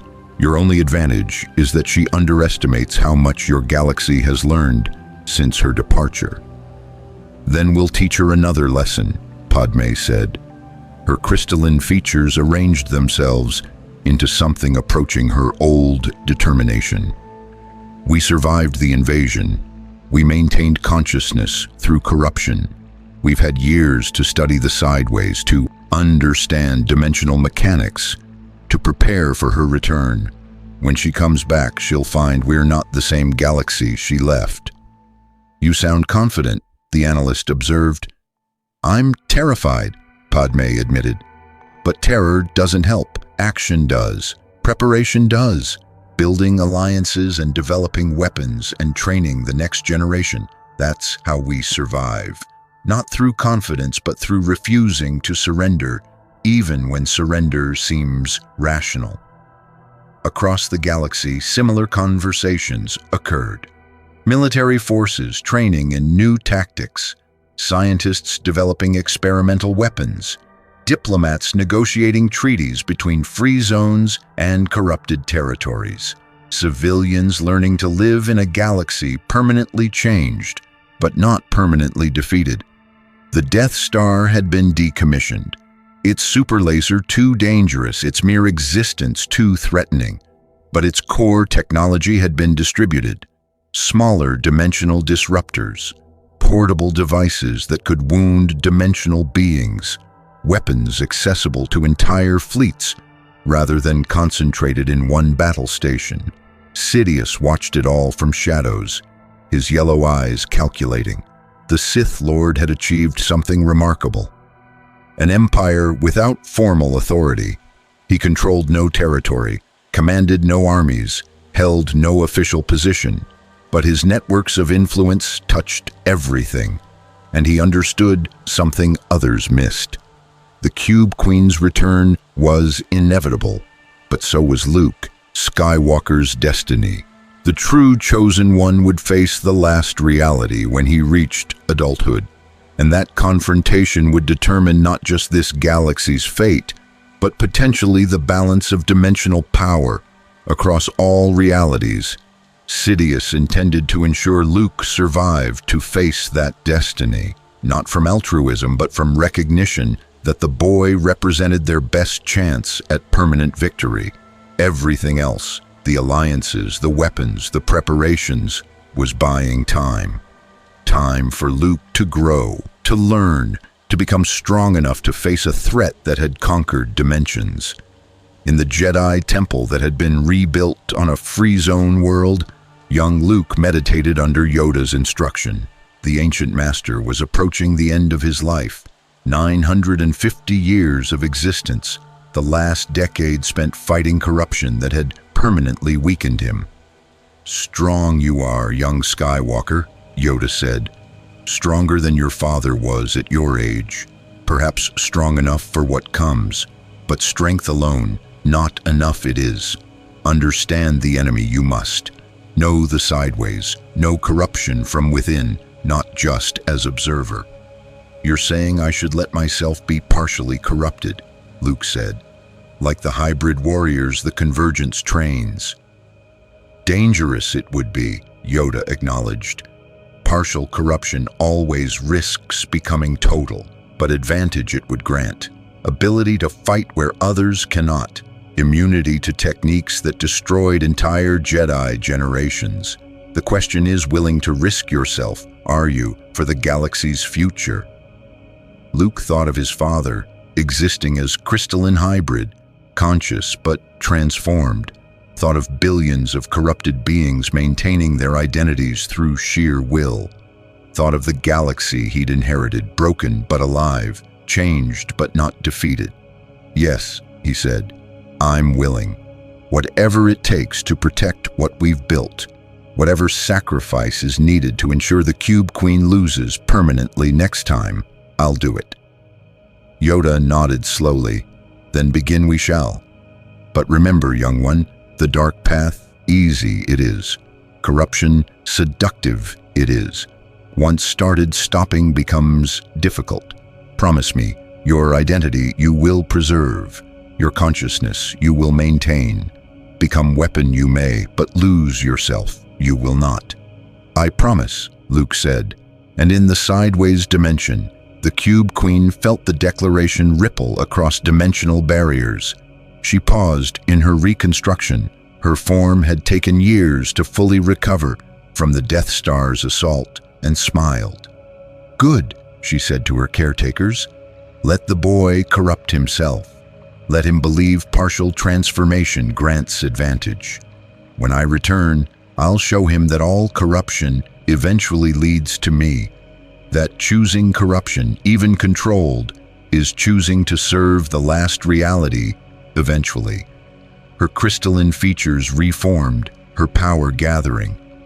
"They think they've had time to prepare, to adapt, to become threats capable of resisting me. They don't understand that I've had the same time, learning from failure, developing new techniques, preparing forces specifically designed to counter everything this galaxy has developed." She looked out across the sideways where armies of corrupted beings from hundreds of realities drilled in formations designed to break Force user defenses, where dimensional weapons were being constructed that could collapse kyber crystals from across dimensions, where techniques were being perfected that could corrupt beings faster than resistance methods could adapt. "In 15 years, I return," the Cube Queen declared, "and when I do, I finish what I started. No Death Star, no desperate last stands, no miraculous resistance, just total conquest, Complete corruption, absolute victory. The last reality always wins. This galaxy simply needs more convincing. Back in the free zones, as night fell across a world that still had uncorrupted sky, Obi-Wan stood with Ahsoka looking at stars that shone without dimensional distortion. "Do you think we can actually win next time?" Ahsoka asked. "Not just survive, actually defeat her permanently." "I don't know," Obi-Wan admitted. "But I know we have something we didn't have last time: experience, unity, and a chosen one who's being trained from childhood specifically to face this threat that has to count for something. And if it's not enough, then we try again. And again. For as long as it takes, because the alternative, surrendering, accepting extinction, that's not an option. We survived the invasion, Ahsoka. 14 months of hell, 94% corruption, the near total destruction of everything we knew, and we're still here, still fighting. That means something." They stood in silence, watching stars that had witnessed the galaxy's near death and continued survival. Somewhere out there, the Cube Queen rebuilt her strength. Somewhere out there, allies prepared for her return. And somewhere in between, a 10-year-old boy trained to become the weapon that might finally end a dimensional empire's reign of terror. The first invasion had ended in partial victory, survival purchased through staggering cost. The second invasion would determine whether that survival had been worth the price, whether this corrupted, transformed, fundamentally changed galaxy could not just endure, but triumph. Whether the last reality would finally learn that some galaxies refuse to be conquered, no matter how many times it took to prove that truth. 15 years after the Cube Queen's retreat, the dimensional barriers around the galaxy began to fail. It started subtly. Flickers in the shielding that separated corrupted territories from free zones, momentary lapses where reality felt thin. Then came the reports from deep space monitoring stations, dimensional readings spiking beyond anything recorded before, energy signatures matching the Cube Queen's profile but magnified exponentially. She was returning, and she wasn't alone. On the reconstructed Jedi temple on Tython, Luke Skywalker, now 20 years old, stood before the assembled War Council. His appearance was striking. Human features marked by subtle crystalline patterns along his arms and neck, eyes that occasionally flickered between blue and purple, presence in the Force that seemed to exist across multiple dimensions simultaneously. He was partially corrupted, deliberately, the result of 10 years of controlled exposure to sideways energy under convergent supervision. It gave him abilities no fully human Force user possessed. He could perceive dimensional threats, resist corruption that would consume others instantly, and channel Force energy through sideways connections in ways that hurt dimensional beings. It had also left him fundamentally alone, neither fully human nor fully corrupted, existing in a state that made both populations uncomfortable. But for the task ahead, it was necessary. "Fleet positions?" Luke asked, his voice carrying harmonics that made some present wince. General Lando Calrissian, who'd risen to military prominence through brilliant tactics during Reconstruction, pulled up holographic displays. "We've concentrated everything at the Ilum system, 3,000 capital ships, every free zone vessel combat capable, another 2,000 from the Sideways Collective. The Convergence has contributed 500 of their dimensional warships. It's the largest fleet ever assembled in this galaxy." "It won't be enough," said the being that had been Anakin Skywalker. The crystalline figure stood beside Luke, father and son serving as bridges between populations. "The Cube Queen is bringing forces from dozens of conquered realities. Estimates suggest 50,000 vessels, dimensional weapons we've never encountered. corruption techniques specifically designed to counter our resistance methods. "Then how do we win?" demanded Admiral Akbar, representing the Free Zone's naval command. "We don't try to win the space battle," Luke said. "We use the fleet as distraction while strike teams hit her real weakness." Master Yoda figured it out before he died. He pulled up new dimensional schematics, research the late Grand Master had completed in his final years. The Cube Queen anchors herself to realities through her palace structure. It's not just a building, it's a dimensional engine that maintains her presence. Destroy the engine, and she can't maintain stable connection to our galaxy. The engine is on. "Coruscant," Obi-Wan said, appearing via hologram from his position with the collective fleet. Heart of corrupted territory, surrounded by billions of her servants, defended by dimensional barriers that will kill anyone who tries to approach. "Unless you're already partially corrupted," Luke said. "Unless you exist in both realities simultaneously, unless the dimensional barriers recognize you as neither threat nor target." He looked around the council. "I'm going to Coruscant. I'm going to destroy that engine, and I'm going to end this war permanently."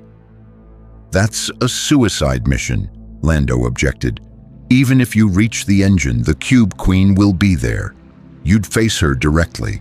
A 20-year-old, admittedly powerful, admittedly unique, against a being who's conquered dimensions for eons."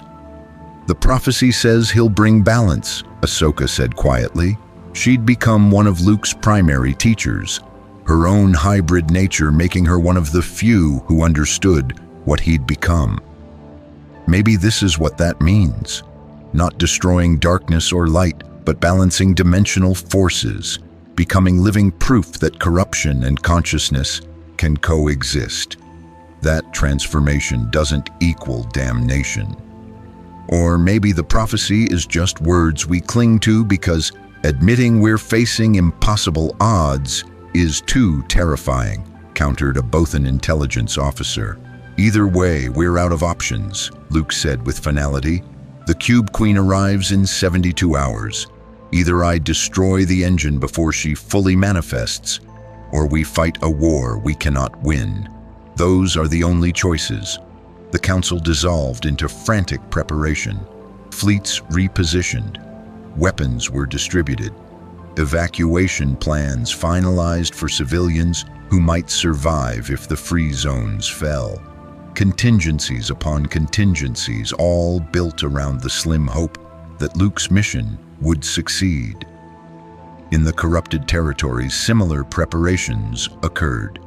The Sideways Collective had spent 15 years building their own military capacity, learning to weaponize their transformed nature, to fight with dimensional abilities that bridged Sideways power and conscious will.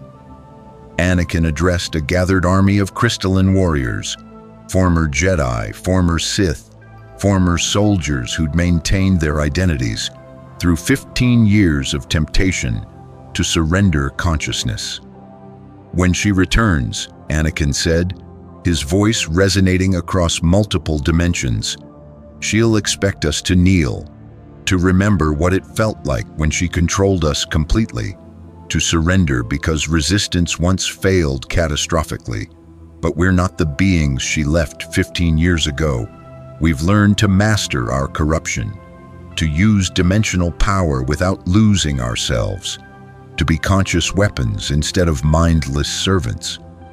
He ignited a lightsaber, not a normal blade, but something hybrid, burning with purple-blue energy that existed across dimensional boundaries.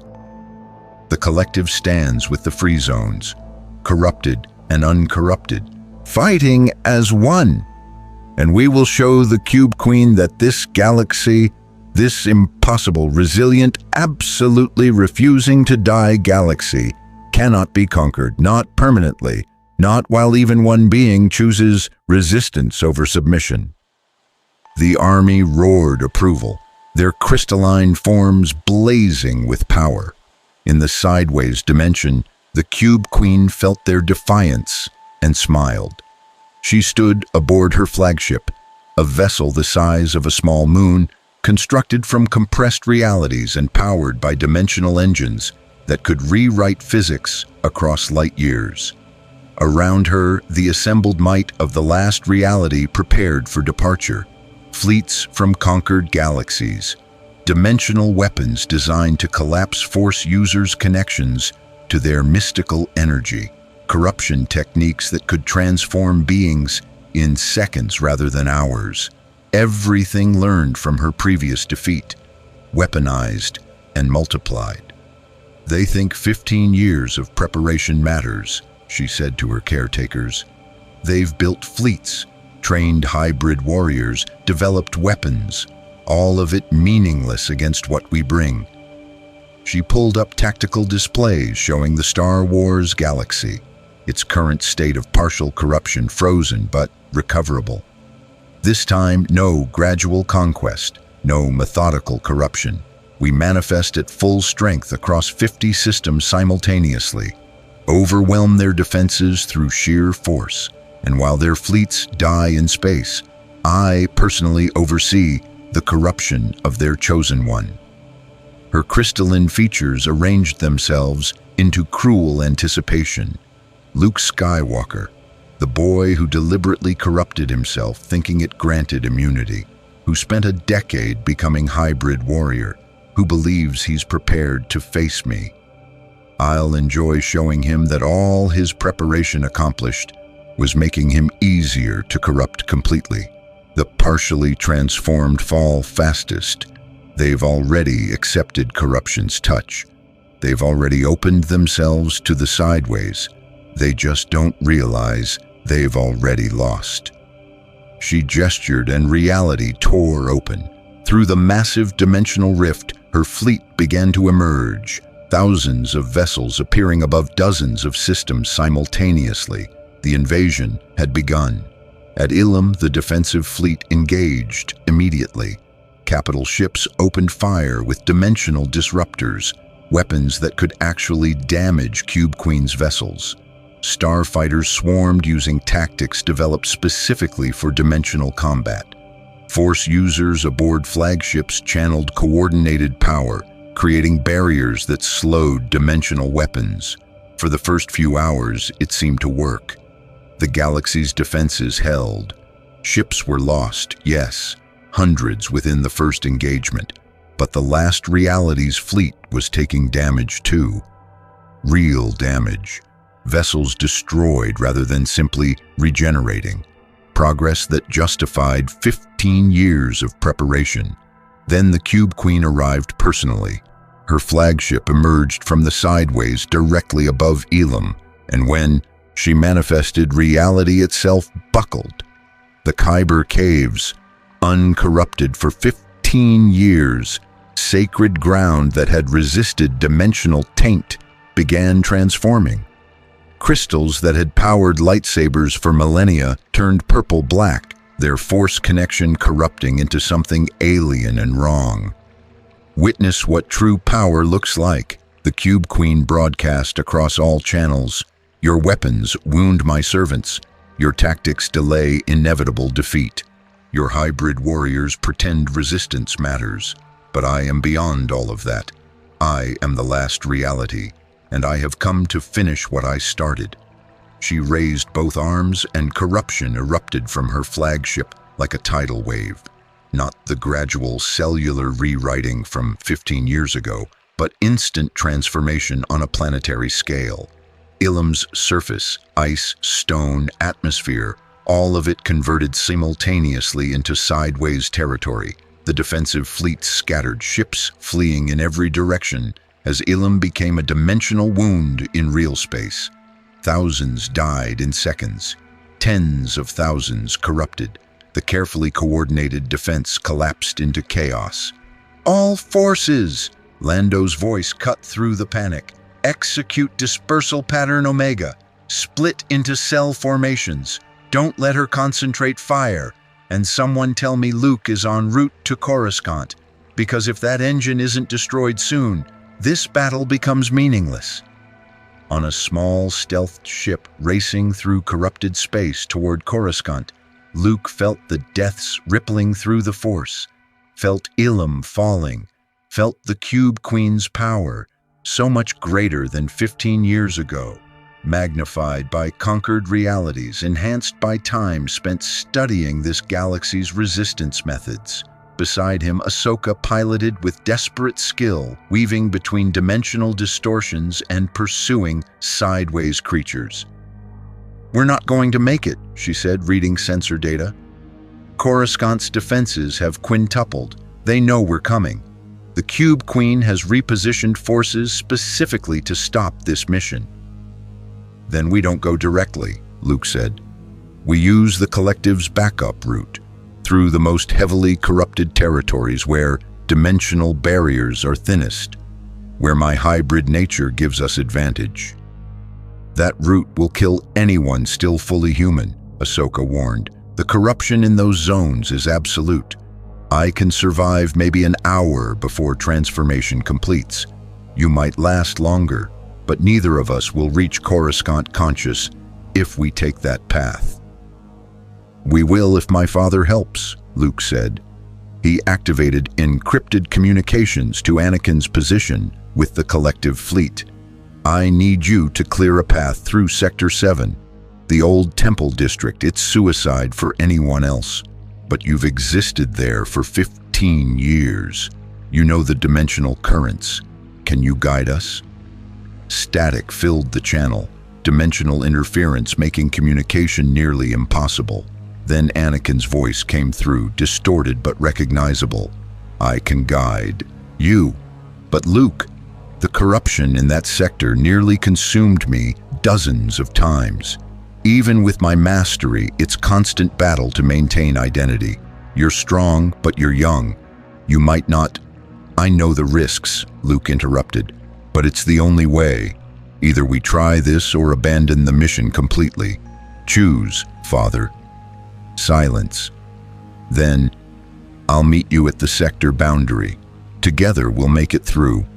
But Luke, if at any point you start losing yourself, if the corruption begins overriding your consciousness—" "You end me," Luke finished. "I know. I accept that. Now let's move before the Cube Queen realizes what we're planning." The route through Sector 7 was horror beyond description. Space itself had been so thoroughly corrupted that normal physics no longer applied. Ships flew through dimensions that bent in impossible directions. Reality flickered between states, solid, liquid, energy, something else entirely. And through it all, the pressure of the sideways trying to complete the corruption that Luke carried deliberately within himself. Anakin's crystalline form manifested outside their ship, existing in vacuum without protection, sustained purely by dimensional energy. His presence created a bubble of relative stability, his mastery over corruption forcing the dimensional chaos to part momentarily. "Follow exactly," his voice came through their comm. "Don't deviate, don't try to shortcut. The currents here will tear apart anyone who doesn't know the patterns." They flew for what felt like hours but was probably minutes, time itself behaving strangely in corrupted space. Luke felt the sideways energy pressing against his mind, trying to push past his resistance, attempting to rewrite the portions of him that remained human. And he felt something else. Understanding. The corruption wasn't mindless force, it was intelligent, adaptive. It recognized him as hybrid and was trying to communicate, offering power beyond imagination if he'd just surrender the last vestiges of human consciousness. "Luke," Ahsoka shouted, "your eyes! They're going fully purple, fight it!" "I'm trying," Luke gasped. The temptation was overwhelming, so easy to let go, to accept complete transformation, to become truly powerful by embracing dimensional nature completely. Anakin's voice cut through the seduction. "I know what you're feeling. The promise of power, the release from constant struggle, the peace of just giving in. I've felt it every day for 15 years, and I've refused it every time because holding on to consciousness, maintaining identity despite corruption's pull, that's the real power. That's what makes us different from her servants. Don't give her what she wants, Luke. Don't surrender what makes you you. The words anchored him. Luke forced the corruption back to manageable levels, maintaining his hybrid state through sheer will. His eyes flickered, purple and blue fighting for dominance, before settling into their usual, uncertain mix. They emerged from Sector 7 into Coruscant's orbital space. The planet was unrecognizable, completely sideways territory, its surface a geometric nightmare of crystalline structures and dimensional impossibilities. And at its core, pulsing with power that made reality scream, the dimensional engine. "That's it," Luke said. "That's what we destroy." "Destroy how?" Ahsoka demanded. "It's the size of a city, protected by dimensional barriers. And even if we could reach it, what weapon do we have that can damage something anchored across multiple realities?" Luke looked at his hands, partially crystalline, flickering between human and sideways. "Me. I'm the weapon. I'm anchored in both realities. I can touch the engine in ways normal matter can't. And if I channel everything, light side, dark side, dimensional corruption, all of it into one focused attack." "You'll kill yourself," Ahsoka said. "Luke, that level of power release will tear you apart across dimensions. There won't be anything left to recover." "I know," Luke said quietly, "but the prophecy, bringing balance, maybe that's what it always meant. Not surviving to rule a restored galaxy, but sacrificing myself to give the galaxy a chance at survival. My father gave his consciousness to teach the Force resistance. Maybe I have to give my life to end the threat permanently." "No," Anakin's voice cut in. "There's another way. We do it together. Father and son, both hybrid, both anchored across realities, combined power directed by two wills instead of one. It might allow us both to survive the release." "Or kill us both instantly," Luke said. "At least we'd die together," Anakin replied, "fighting for something that matters. That's more than most get." Through the viewport, they watched as the Cube Queen's flagship descended toward Coruscant. She was preparing for final victory, corruption of the dimensional engine's surroundings, establishment of permanent control, transformation of the last free zones. "We're out of time," Ahsoka said. "Whatever you're doing, do it now." Luke looked at the distant crystalline form of his father, the being who'd been the chosen one, who'd failed, who'd spent 15 years maintaining identity through corruption that should have consumed him completely. "Together then," Luke said. "Let's bring balance." The dimensional engine pulsed at Coruscant's core like a malignant heart, its crystalline structure spanning kilometers in every direction. Around it, reality itself had been rewritten, space bent according to impossible geometries. Time flowed at variable rates, and the very laws of physics served the Cube Queen's will. Luke and Anakin stood before it, father and son, both hybrid, both existing in states that defied natural law. Their ship had been destroyed during approach, but dimensional corruption sustained them in vacuum. They'd become beings who didn't need ships, didn't need atmosphere, existed through pure will and the uneasy marriage of force and sideways energy. "I can feel it," Luke said, his voice resonating across dimensions. "The engine isn't just technology, it's alive, conscious. It's been feeding on the corrupted force for 15 years, growing stronger, becoming something that exists independent of the Cube Queen. If we destroy it, we destroy her anchor to this galaxy," Anakin finished. "But the backlash will be catastrophic.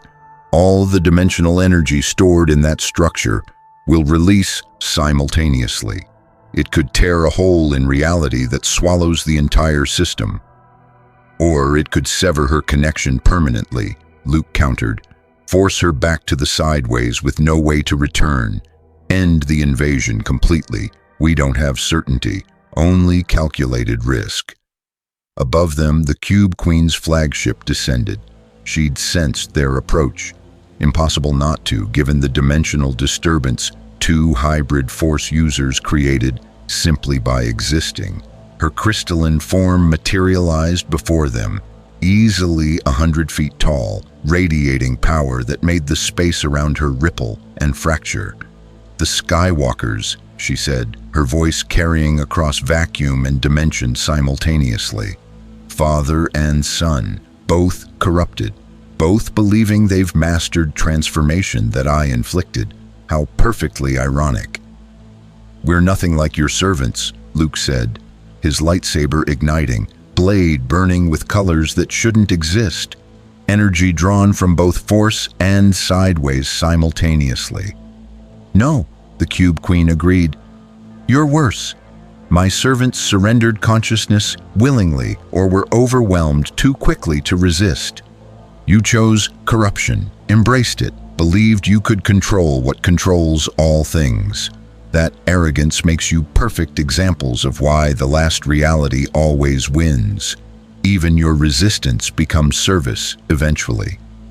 She gestured and dimensional energy lashed out. Not corruption. She'd already corrupted them as much as their hybrid state allowed. This was pure destructive force, reality warping power meant to tear them apart across dimensions. Anakin's crystalline form blurred, moving with speed that transcended physics. His own hybrid lightsaber, purple blade that had once represented balance between light and dark but now represented something stranger, intercepted the attack. The energies collided with force that created visible shockwaves in vacuum. "Luke!" Anakin shouted. "The engine! I'll hold her as long as I can." "You'll hold me," the Cube Queen laughed. "Child, I've conquered realities for eons. You're 15 years old as a conscious hybrid. What possible—" Her words cut off as Anakin attacked with technique no Jedi or Sith had ever developed. He wasn't channeling force energy through normal means. He was using his corrupted body as a conduit, pulling dimensional power directly from the sideways and directing it with conscious will that shouldn't exist in corrupted form.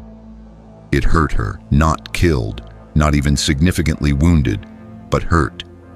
Actual pain inflicted on a being who existed across multiple dimensions. The Cube Queen's expression shifted from contempt to genuine surprise.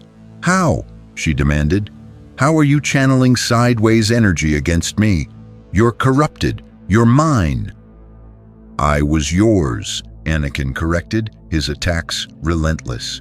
15 years ago, you owned me completely, but consciousness persists, Cube Queen. Will persists, and I've spent 15 years learning to weaponize the corruption you inflicted. Every technique you used to control me, I've studied. Every dimensional connection you forced into my being, I've mastered. You made me this. Now suffer the consequences." While they fought, Luke approached the dimensional engine. Up close, it was even more terrifying, a structure that seemed to exist in infinite dimensions simultaneously, its surface crawling with geometric patterns that hurt to perceive. Touching it would be agony.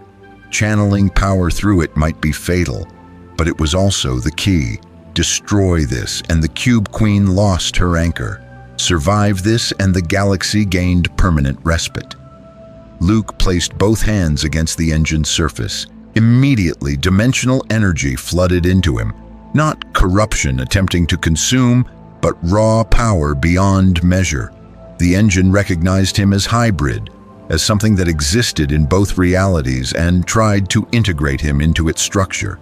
He felt his consciousness fragmenting, felt his identity being pulled across dimensions, felt the sideways trying to absorb what remained of his humanity, and he pushed back.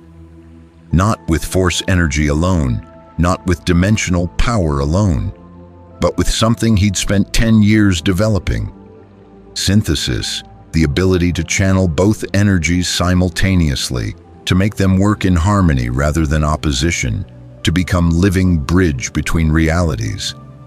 Light side power, compassion, selflessness, connection to all living things, flowed through his left hand into the engine. Dark side power, passion, desperation, refusal to accept defeat, channeled through his right, and binding them together, the dimensional corruption that made him hybrid, that allowed him to exist in states that should be impossible. The engine screamed. It wasn't designed for this, wasn't prepared for a being who could be simultaneously corrupted and conscious, dark and light, human and sideways. Its programming, if that's what dimensional structures had, couldn't process the contradiction, couldn't integrate power that shouldn't be able to coexist. The engine began to fracture. The Cube Queen felt it immediately. Her battle with Anakin paused as she perceived her anchor destabilizing. "No, stop him! The engine collapse will—" She didn't finish. Anakin's attack intensified. Every technique he'd developed over 15 years of conscious corruption deployed simultaneously. Not to defeat her, that remained impossible, but to delay her, to buy Luke seconds that might mean everything. "Your mistake," Anakin said, his voice carrying 15 years of pain and determination, "was believing corruption meant obedience, was assuming transformation destroyed will, was thinking you could control beings like us simply because you'd changed our bodies. You taught us to exist in the sideways, Cube Queen. You gave us power we never could have accessed as fully human, and now we use that power to destroy everything you built here." The engine's fractures spread. Dimensional energy began leaking, not in controlled streams, but in catastrophic ruptures. Reality around Coruscant buckled. Ships in orbit, both last reality and galactic defense forces, found themselves caught in dimensional turbulence that made navigation impossible. "All forces!" Lando's voice broadcast across every channel. "Retreat to minimum safe distance. The engine is collapsing. Repeat, dimensional collapse imminent." But Luke couldn't stop now. The process had gone beyond his control. The engine's destruction had achieved critical momentum. All he could do was guide it, channel the releasing energy into patterns that might sever the Cube Queen's connection without destroying the entire system. Through the Force and his dimensional senses simultaneously, he perceived the galaxy around him, felt billions of beings, corrupted and uncorrupted, whose fates depended on the next few seconds, felt the accumulated weight of 15 years of suffering, struggle, and survival, felt his father fighting desperately to buy him time against an enemy who should have crushed him instantly. "Father," Luke called across dimensions, "I'm losing control. The energy release is too massive. I can guide it away from populated systems, but not if you're in the blast radius." "Then guide it," Anakin shouted back. "Don't worry about me. Finish this." "I won't leave you to die alone." "You won't." Anakin's voice carried something Luke had never heard before. Peace. Acceptance. "I've been dead for 15 years, Luke. Conscious but not alive. Existing but not living.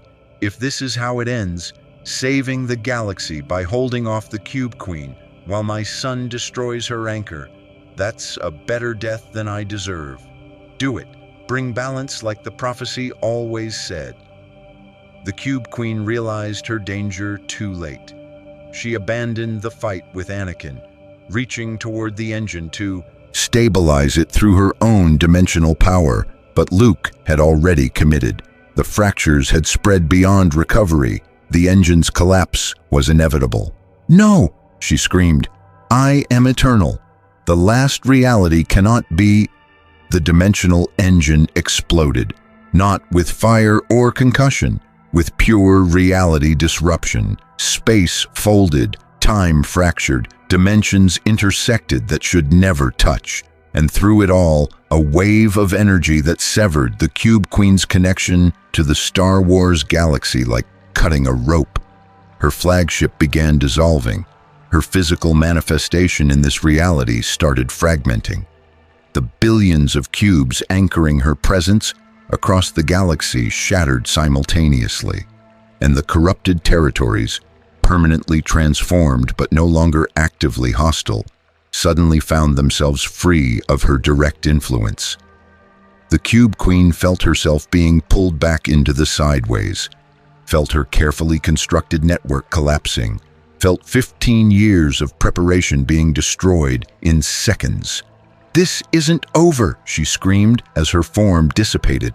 "I'll return. I'll always return. The last reality never truly loses." "But you lose today," Anakin said. His crystalline body was fracturing too, caught in the dimensional backlash, unable to maintain cohesion as reality rewrote itself. And maybe that's enough. Maybe teaching you that defeat is possible, that some galaxies refuse to be conquered. Maybe that matters more than permanent victory. Luke felt his father's presence fading, felt the dimensional energy that had sustained Anakin for 15 years being scattered by the engine's collapse, felt consciousness that had persisted through impossible circumstances finally releasing its grip. "Dad!" Luke reached through dimensions, trying to anchor his father's fragmenting form. "Hold on, I can stabilize you, I can—" "Let me go, Luke," Anakin said gently. His form was barely visible now, consciousness fading across dimensions. "I held on for 15 years to make sure you survived, to help you reach this moment. The prophecy was never about me, it was always about you, the true chosen one. The one who'd bring balance not by destroying corruption, but by proving consciousness could survive it." "I can't do this alone," Luke whispered. "You won't be alone," Anakin promised. His voice was barely audible now, fragmenting across dimensions as his physical form dissolved completely. "The Force is with you, always, and so am I. Not as I was, but as part of the Force itself. The consciousness I maintained for 15 years doesn't just disappear, Luke. It returns to the energy field that connects all things. I'll always be there, watching, guiding, believing in you." Then Anakin Skywalker, the chosen one who'd failed, the father who'd been transformed into crystalline horror, the hybrid who'd maintained consciousness through 15 years of corruption, finally let go. His crystalline form shattered into light, not purple sideways, energy but blue-white Force essence, consciousness returning to the mystical field that had sustained him since childhood. Luke felt his father's presence join the Force, felt 15 years of pain and struggle finally ending, felt the galaxy itself seeming to pause in acknowledgement of a spirit that had suffered beyond measure but never surrendered. And then he felt nothing but the collapsing dimensional engine and his own desperate attempt to survive the backlash. The explosion, if that's what reality disruption could be called, expanded outward from Coruscant in waves. Ships caught directly in it simply ceased to exist, their matter scattered across dimensions. Those at safer distances found themselves thrown across light years by dimensional currents. But Luke's guidance had mattered. The energy that should have consumed entire sectors instead channeled into dimensional voids where no life existed. Billions who should have died survived because a 20-year-old hybrid Force user had used his final conscious moments to steer apocalypse away from population centers. When the collapse finally stabilized hours later, the Star Wars galaxy had changed again. The Cube Queen was gone, banished back to the sideways with her connection severed. Her fleet had dissolved. Her cubes had shattered. Her presence had been forcibly ejected from this reality, but the cost was staggering. Coruscant, The heart of galactic civilization for millennia no longer existed as recognizable planet. It had become dimensional scar tissue, a place where reality was so damaged it couldn't properly heal. Uninhabitable, unreachable, a permanent wound in space marking where the engine had stood. The Ilum system was similarly destroyed. Dozens of other worlds had been caught in the backlash. Their populations evacuated successfully, but their planets transformed into dimensional no-go zones. And Luke Skywalker's fate remained unknown. He'd been at the engine's core during collapse. If he survived, no one knew where dimensional currents had carried him. If he died, his body would never be recovered from the dimensional chaos. 3 days after the collapse, on a refugee station in the unknown regions, the surviving leadership convened to assess what remained. Obi-Wan Kenobi, now in his 70s, looking even older, stood before the holographic assembly. His voice was hoarse with grief. "We won. The Cube Queen is gone. Her invasion has ended, but the cost..." He couldn't finish. 26 systems destroyed, Lando reported. 400 billion casualties from the dimensional backlash. The corrupted territories are stable but permanently transformed. The free zones have lost significant infrastructure, and the Skywalkers, his voice broke, both gone. Anakin confirmed dead. Luke missing, presumed killed in the engine collapse. "He saved us," Ahsoka said quietly. Tears streamed down her face. The first time anyone had seen the hardened warrior cry. They both did, father and son. One holding the Cube Queen while the other destroyed her anchor. They gave everything so the rest of us could survive.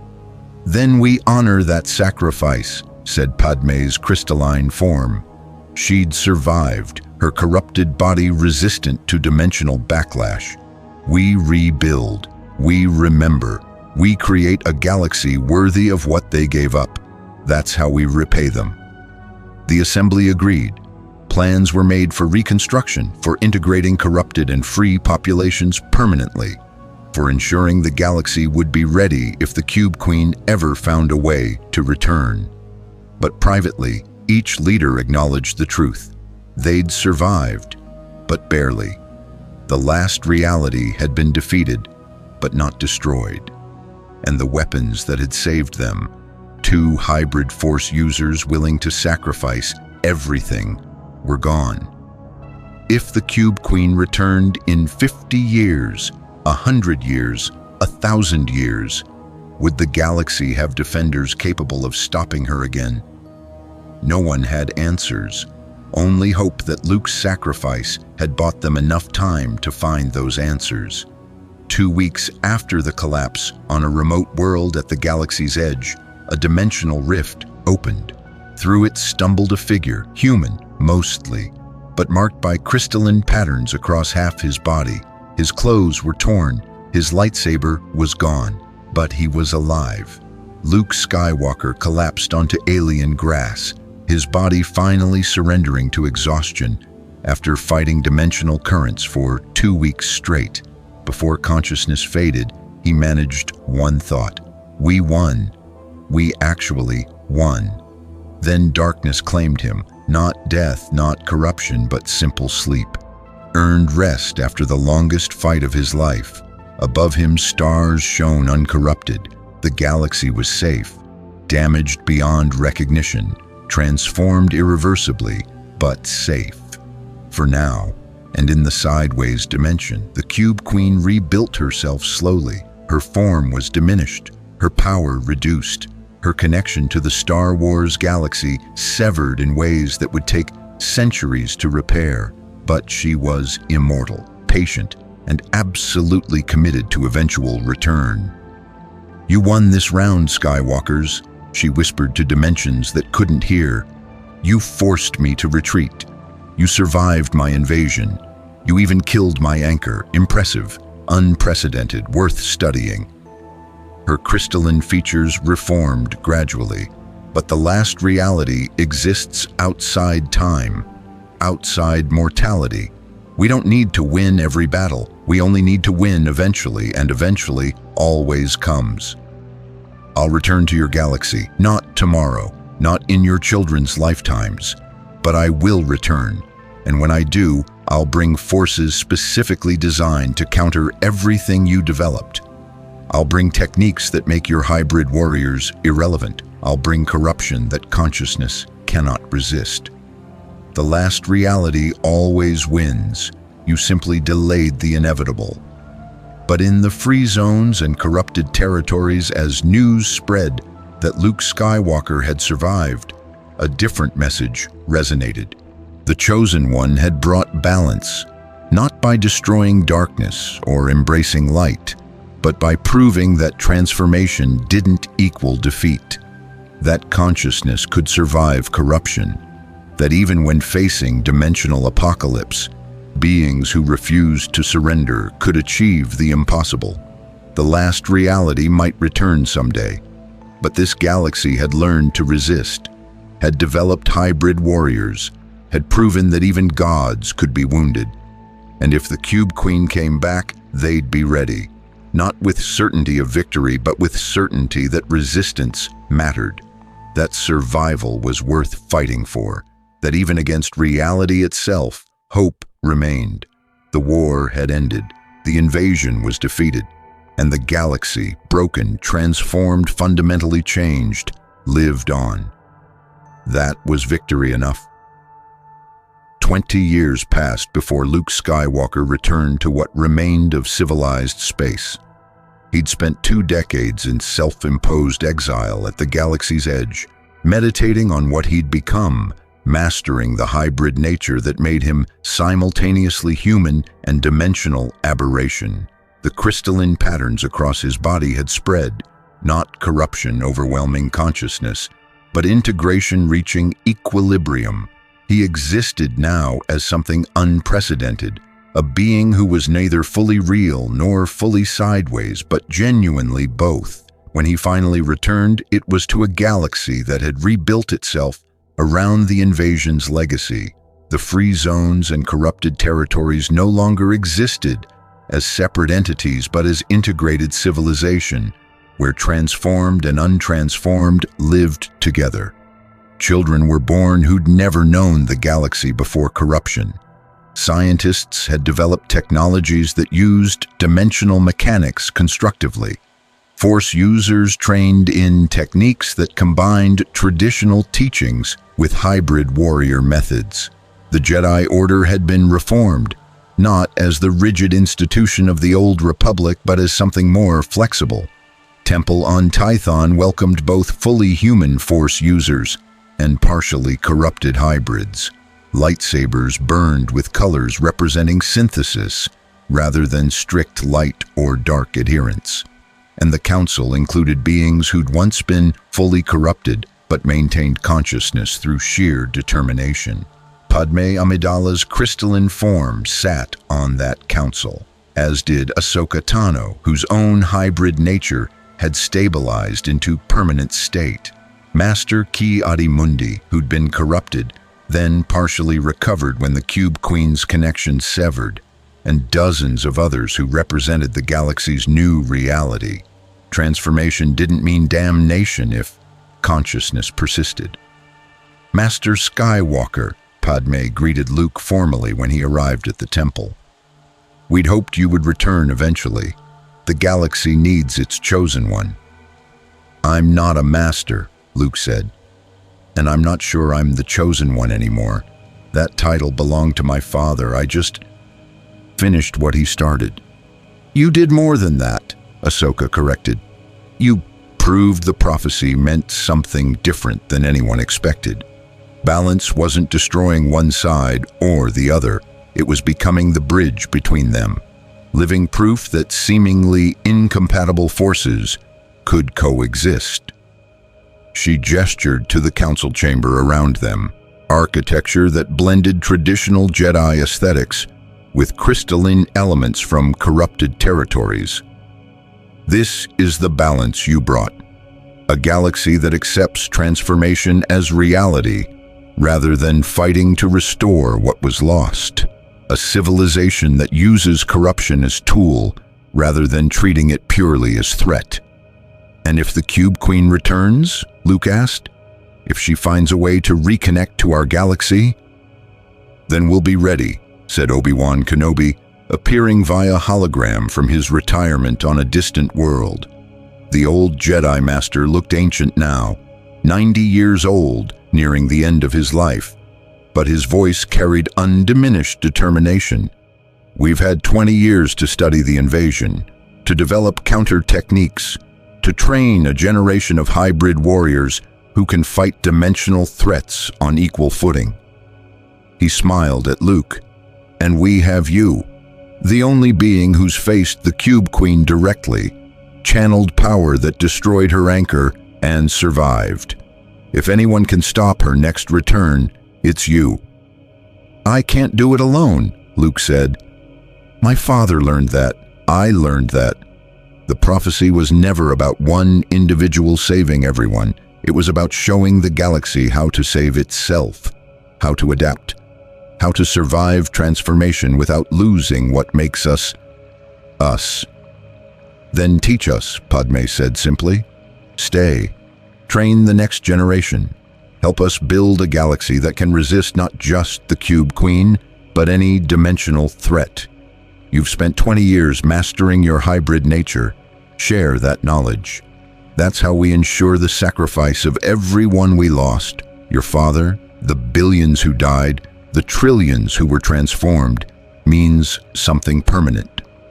Luke looked around the council chamber, saw beings who'd suffered transformation but maintained their identities, saw a civilization that had faced extinction and adapted rather than surrendered, saw hope that 20 years ago had seemed impossible.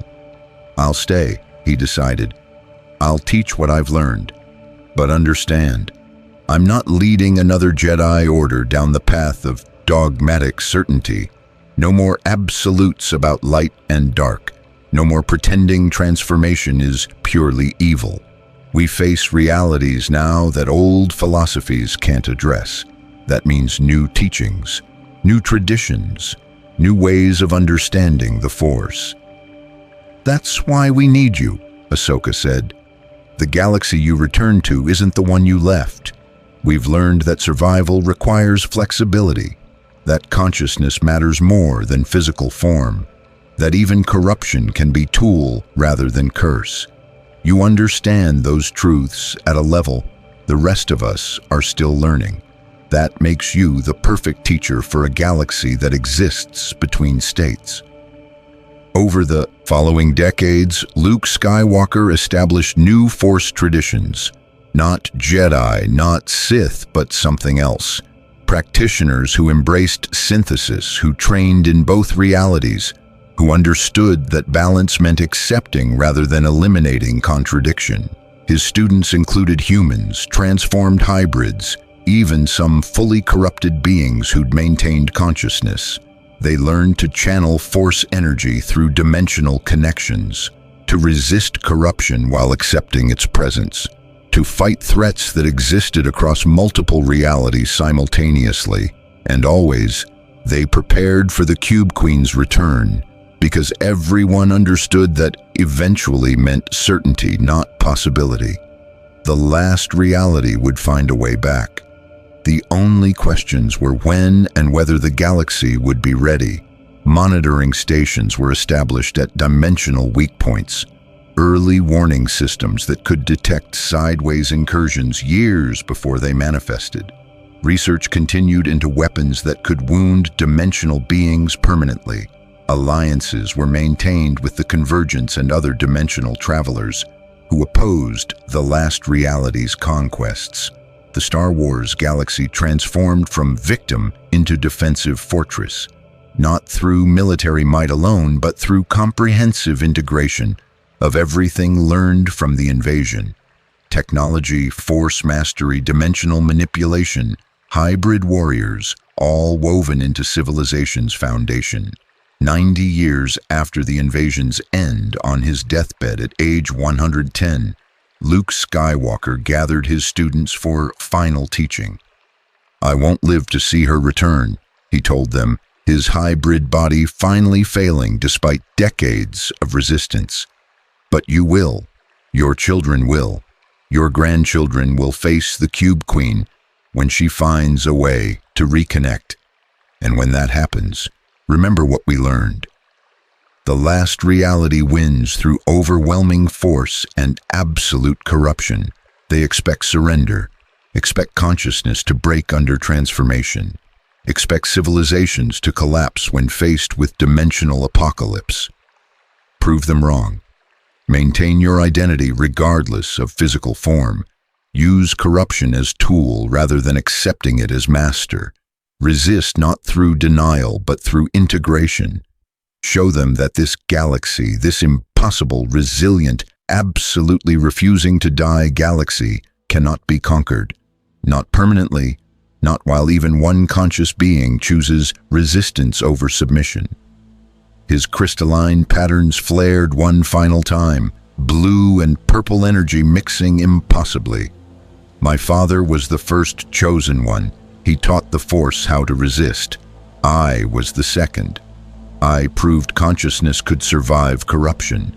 But the third chosen one, the one who'll finally defeat the Cube Queen permanently, they're already being born somewhere in this galaxy, raised in a civilization that understands transformation, trained in techniques we developed, ready for a battle we prepared them to win.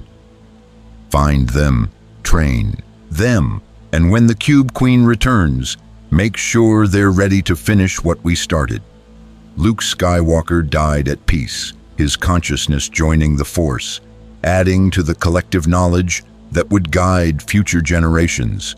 His hybrid nature meant his presence in the Force was different from normal beings, existing across dimensions, perceivable to those who understood synthesis, forever serving as proof that transformation and consciousness could coexist. Centuries passed.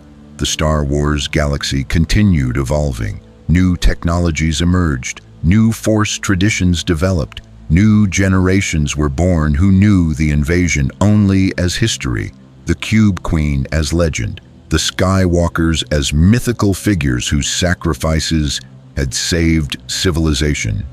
But the monitoring stations never shut down. The hybrid warriors never stopped training. The defensive preparations never ceased. Because everyone understood the fundamental truth. The last reality always returned. And when it did, this galaxy would be ready, not with certainty of victory, that would be arrogance, but with certainty that resistance mattered, that consciousness persisted, that even against reality itself, hope remained. The invasion had transformed the Star Wars galaxy permanently, corrupted 94% of known space, killed trillions, changed civilization beyond recognition. But it hadn't broken them, hadn't destroyed consciousness, hadn't eliminated hope. And that, more than any military victory, more than any technological achievement, more than any prophecy fulfilled, that was true triumph. The galaxy lived, changed but alive, transformed but conscious, scarred but surviving, and ready to prove again and again, for as long as necessary, that some realities refused to be conquered.